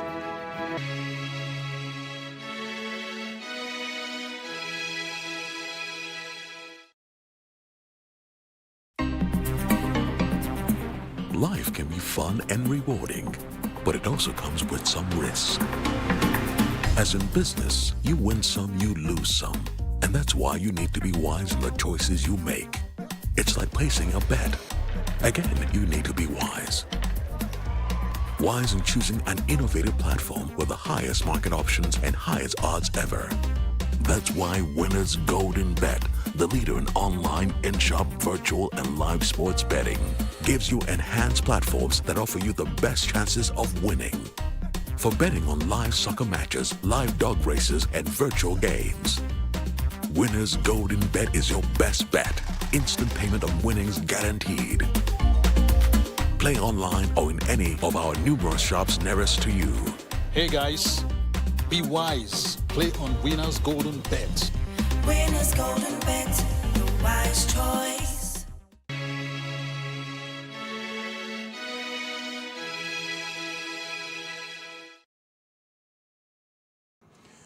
Welcome back. You're still watching the news now on Plus TV Africa to other parts of the continent. The fate of several migrants in transit in Kigali has been brought under the spotlight since Britain hatched a controversial deal with Rwanda in April to deport asylum seekers to the East African country thousands of kilometers away. Residents live in small units at Gashura, which has seen almost 1,100 people come through its doors since 2019, when Rwanda agreed to offer shelter to refugees from Libya. The fate of several migrants in transit in Kigali has been brought under the spotlight since Britain hatched a controversial deal with Rwanda in April to deport unwanted asylum seekers in the East African country, thousands of kilometers away. Rwanda has been offering shelter to refugees from Libya since 2019. Many of them regret coming to the country but are not willing to go back home. Our problem, you can't run the here to go. Let me stay here. And because we left our children behind, we left our brother behind, our mother behind, and here we are just sitting like this without work. We want to work because we want to support them. 33-year-old Ismail says he's had a frustrating and fruitless time waiting in vain in the Rwandan transit center for his Canadian asylum request to be approved. He's considering a trek back to war-torn Libya to try to make it to Europe, a perilous voyage that has taken the lives of many. The thing I don't like is that I was one of the refugees who was affected by discrimination in this camp. The processing is extremely slow in my case. I submitted my case to go to Canada, but since December, authorities keep giving me different reasons for why my case has been delayed and still not approved. I see other asylum seekers here have already left. But me, I don't know the concrete reason why I'm still here. That's what I dislike. The British scheme, which triggered outrage among rights groups, church leaders, and at the United Nations, has been blocked by European court, although Kigali and London insist they are committed to it going ahead. Now, following the deaths of 21 miners at the Enyobeni Tavern on Sunday, the family of South Africa's late leader Nelson Mandela has called for all community taverns to close and alcohol to be banned. Inkosi Mandla Mandela, Nelson Mandela's grandson, who spoke on behalf of the Royal House, said that alcohol is a source of great concern for parents who are justifiably worried about the scourge of sexual offenses against women, including infants, toddlers, young girls, and even elders. The Enyobeni Tavern at Scenery Park closed its doors following the deaths, but Mandela believes that the horrific incident was not an isolated case. Now, the father of a Moroccan man facing possible execution by Russia-backed separatists in Ukraine has appealed to Russian President Vladimir Putin to intervene as a father to spare his son from the firing squad. The father of a Moroccan man by the name Ibrahim Sadoun, facing possible execution by Russia-backed separatists in Ukraine, appealed on Monday to Russian President Vladimir Putin to intervene as a father to spare his son from the firing squad. Sadoun's father insisted that Brahim was not a mercenary, as the court claims. رسالة إلى السيد فلاديمير بوتين رئيس الفيدرالية الروسية. I have two messages. A message to Mr. Vladimir Putin, President of Russia, in which I ask him to intervene as a father through humanitarian and unofficial organizations, NGOs, غير رسمية. And the other message to the President of the Donetsk People's Republic, especially because they have made several presses, news conferences in the Russian press and other press, رئيس الحكومة الحالية رئيس جمهورية الشعبية لدونسك, where they say that they are waiting for any intervention, no matter what, even from unofficial parties. بعدة خرجات للصحافة الروسية والصحافة الأهلية هناك. Tahir Sadoun also called on Morocco's government to pursue negotiations on behalf of his son Brahim, who was sentenced on June 9 to the death penalty. يعني لا أطلب ولكن ما نكرهش أن الابن ديالي دابا I want my son back, just like any other father would, and I'm willing to board the first flight to see him. However, I also regard the court as independent, and I have faith in it. Alongside Brahim are two Britons. The convicted three were given a month to appeal and could be executed as soon as early July if they don't. An Egyptian court has sentenced the murderer of a student who was killed outside her university because she refused his advances to death. The verdict in the case, which has sparked outrage in the country and beyond, was handed down in Mansoura, north of Cairo, just 2 days after the trial began. The ruling will be sent to Egypt's Grand Mufti, a senior religious authority who almost always confirms death sentences. Moving outside the continent, leaders and representatives of NATO member states have arrived in Madrid amid high security for the start of a high-stakes summit as the organization faces the unprecedented challenge of the Russian invasion of Ukraine. UK's Prime Minister Boris Johnson and France's President Emmanuel Macron were among those who arrived. Leaders from Central and Eastern European states on the forefront of the alliance's standoff with Russia also arrived, including the Romanian and Bulgarian presidents and the Estonian Prime Minister. Now, U.S. Presidents Joe Biden and Spanish Prime Minister Pedro Sanchez have agreed in Madrid to boost cooperation in areas of defense and migration and to encourage China to respect the rules-based international order. Biden, speaking alongside Prime Minister Pedro Sanchez before a NATO summit in the Spanish capital, said the two discussed an agreement to increase the number of U.S. destroyers to be based at the Rotan Naval Base in southern Spain and ways to keep weapons flowing to Ukraine. The U.S. President also offered to do more together in Africa, as well as promote stability and economic growth. We're going to work on an agreement to increase the number of U.S. naval destroyers stationed at Spain's Rotan Naval Base, which will also enhance the bilateral defensive relationship between Spain and the United States. We expect that to occur much sooner than later. NATO is focused on all directions and domains, land, air, and sea. And Mr. President, we also discussed how the United States and Spain and other allies are keeping needed weapons and equipment flowing to Ukraine. So they're standing up in ways that I don't think anyone anticipated, showing enormous bravery, enormous resolve.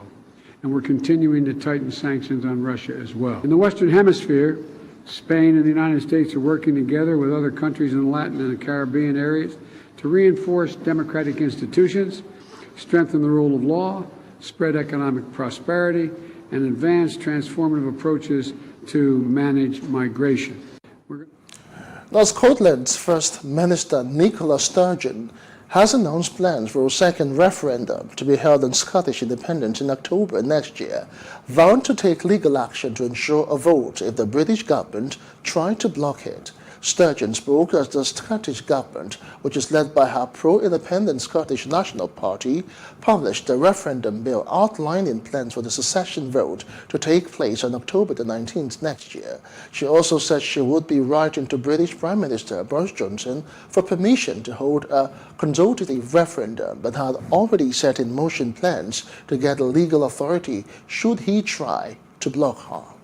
The UK and Scottish governments should be sitting down together, responsibly agreeing a process, including a Section 30 order, that allows the Scottish people to decide.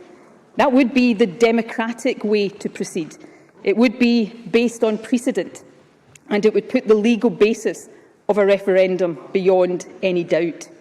That's why I am writing to the Prime Minister today to inform him of the content of this statement. And in that letter, I will also make clear that I am ready and willing to negotiate the terms of a Section 30 order with him. The issue of independence cannot be suppressed. It must be resolved democratically. And that must be through a process that is above reproach and commands confidence. That is why I am setting out today the actions the Scottish Government and the Lord Advocate will take in the absence of a Section 30 order to secure Scotland's right to choose. The UK... Now, the Mexican consul in San Antonio, Texas, has visited local hospitals to support victims found alive at the back of a migrant truck alongside 50 others who died inside a tractor trailer in San Antonio, where temperatures swelled to a high of 39.4 degrees Celsius. The truck may have been carrying around 100 migrants, but the exact number remains unclear, according to a law enforcement official and U.S. Customs and Border Protection official who briefed on the investigation. Now, Mexican President Andrés Manuel López Obrador, who offered condolences, revealed that Mexican officials are assisting the families of the victims and the transfer of the bodies. Now, a 4-story residential building collapsed in India's financial capital of Mumbai overnight, killing at least 19 people, with more fear trapped under the rubble. Officials say a part of the building, located in a crowded suburb in the central part of the city, crumpled to the ground at around midnight. Building collapses are common in Mumbai during the monsoon season, mostly due to poor construction. Up next on the news now, Hammerly Network hacker moves $21 million of stolen funds to Tornado Cash.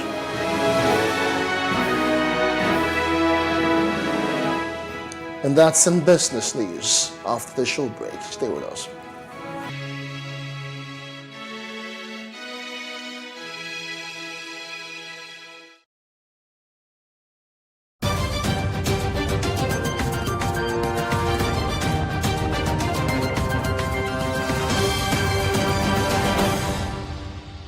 The stolen funds from Harmony's Horizon Bridge hack have begun to move into the Tornado Cash Ethereum mixer, signaling that the attacker has no intention of accepting the $1 million bounties offered by the Harmony Network team. The decision to go ahead with the ill-gotten gains brings up the question of whether the Harmony team's offer of just 1% of the $100 million in crypto funds stolen on Friday would be enough to convince the exploiter to return the funds to them. Data gotten from Peck Shield, an on-chain data analytics tracking company, revealed that a total of 18,036.3 Ether, worth approximately $21 million, was moved out of the Horizon Bridge exploiter's primary wallet. These funds were divided equally in 3 ways and sent to 3 different addresses in single transactions, respectively, over 10 hours. The federal government may have raked at least 2 trillion naira from the 2020-2021 marginal oil field bid rounds. In the Nigerian context, marginal fields include fields with reported reserves and production potential, which are, however, deemed marginal for a variety of reasons. Notably, marginal fields exist under current oil mining leases.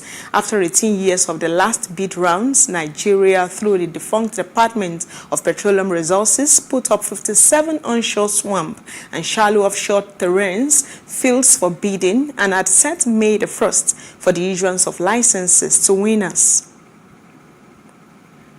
Figures released by the Nigerian National Petroleum Company Limited have revealed that the amount spent on a subsidy on premium motor spirit, popularly called petrol, and on refinery rehabilitation between January and May this year was 1.301 trillion naira. NNPC disclosed this in its latest presentation to the Federal Account Allocation Committee meeting for the month of June 2022. The bulk of the oil firm's spending was on petrol subsidy, as it consumed 1.274 trillion naira during the 4-month period, while the refinery rehabilitation, NNPC spent 9.11 billion naira in each of the months of January, March, and April, amounting to 27.33 billion naira. Members of the Manufacturers Association of Nigeria, MAN, have been forced to reduce their workforce by 40% due to high operational costs. Its Southwest chairman, Lanre Popola, who made this known, also said that the outrageous cost of production has very great consequences on the operations and workforce. Popola then urged the federal government to improve power supply and provide palliatives to the manufacturers, as they particularly sought access to foreign exchange for manufacturers and to control the overrising cost of diesel. The Ondo State Internal Revenue Service, ODIRS, has sealed 3 companies in Ore, Odigbo local government area of the state, over unpaid taxes. Speaking after sealing the companies, the head of legal department of ODIRS, Adebayo Ogusoyi, said it was the statutory duty of individuals and companies to pay tax to the government. Ogusoyi said that the agency was acting on the State High Court order of May the 18th by the Chief Judge Justice Williams Akintoroye that empowered it to seal the erring companies. And that's it on Business News. I am Adidola Kwajayi. And away from business reports, let's now join our entertainment news desk for more stories. Massively successful stage play Philomena by Bimbo Manuel is back as it hits Abuja from July the 22nd till the 24th, with star-studded actors like Francis Duru, Ejike Asegbo, Mona Lisa Chinda, and others. After a successful showing of the sensational stage play Philomena, interview with a prostitute in Port Harcourt, Rivers State, veteran writer and director Bimbo Manuel links up once again with actress, talk show host, and producer Mona Lisa Chinda, alongside our team at Kike Productions, to bring the magic of the inimitable star-studded stage play to Abuja. With humor, satire, and anecdotes phenomenal, the play was inspired by an actual interview with a stripper and is a story that was demanded to be told. Play Netflix studio boss Charles Opalike has reacted to the intense criticism his latest remake Glamour Girls received following its Netflix debut. In the scathing new 5-paragraph statement, Opalike clapped back at proclaimed Nollywood filmmakers and critics for their underwhelming reviews. The studio's latest remake took a direct-to-streaming route, which was launched on Netflix on June the 21st. The production turned out to be every filmmaker's nightmare, as it was met with intense criticism from Netflix users. Movie star Yul Edochie has said that some people are wishing his family death. According to the movie star in a post shared via his Instagram page, some people have become famous for being unhappy over other people's happiness. Edochie's post must be connected to his recent second marriage, which was greeted with criticism by many, including his first wife, May, who called him out. Hollywood actor-director Sean Penn was back in Kiev and met Ukraine's President Volodymyr Zelensky. Penn was in Kiev in February, attending a press briefing at Zelensky on the first day of Russia's invasion, recording footage for a documentary chronicling the crisis. According to the presidential office, Zelensky thanked Penn for his support for Ukraine during their meeting. And the entertainment news wraps it for us in the news now. Just before we go, the main news again. We told you that the National Assembly is to amend the Electoral Act and safeguard the weaknesses identified in the law.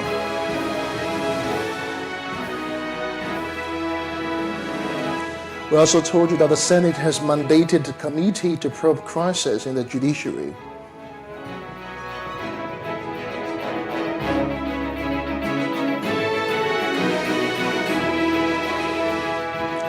And African migrants are waiting in Kigali amid frustration and hope.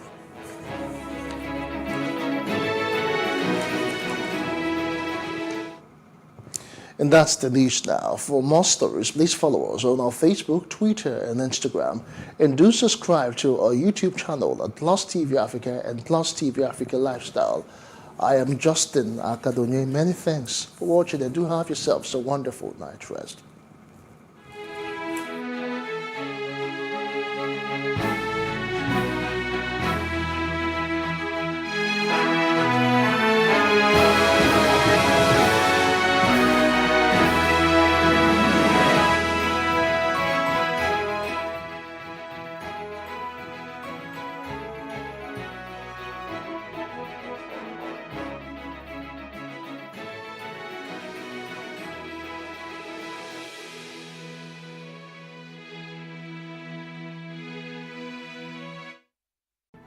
There is no voting on social media.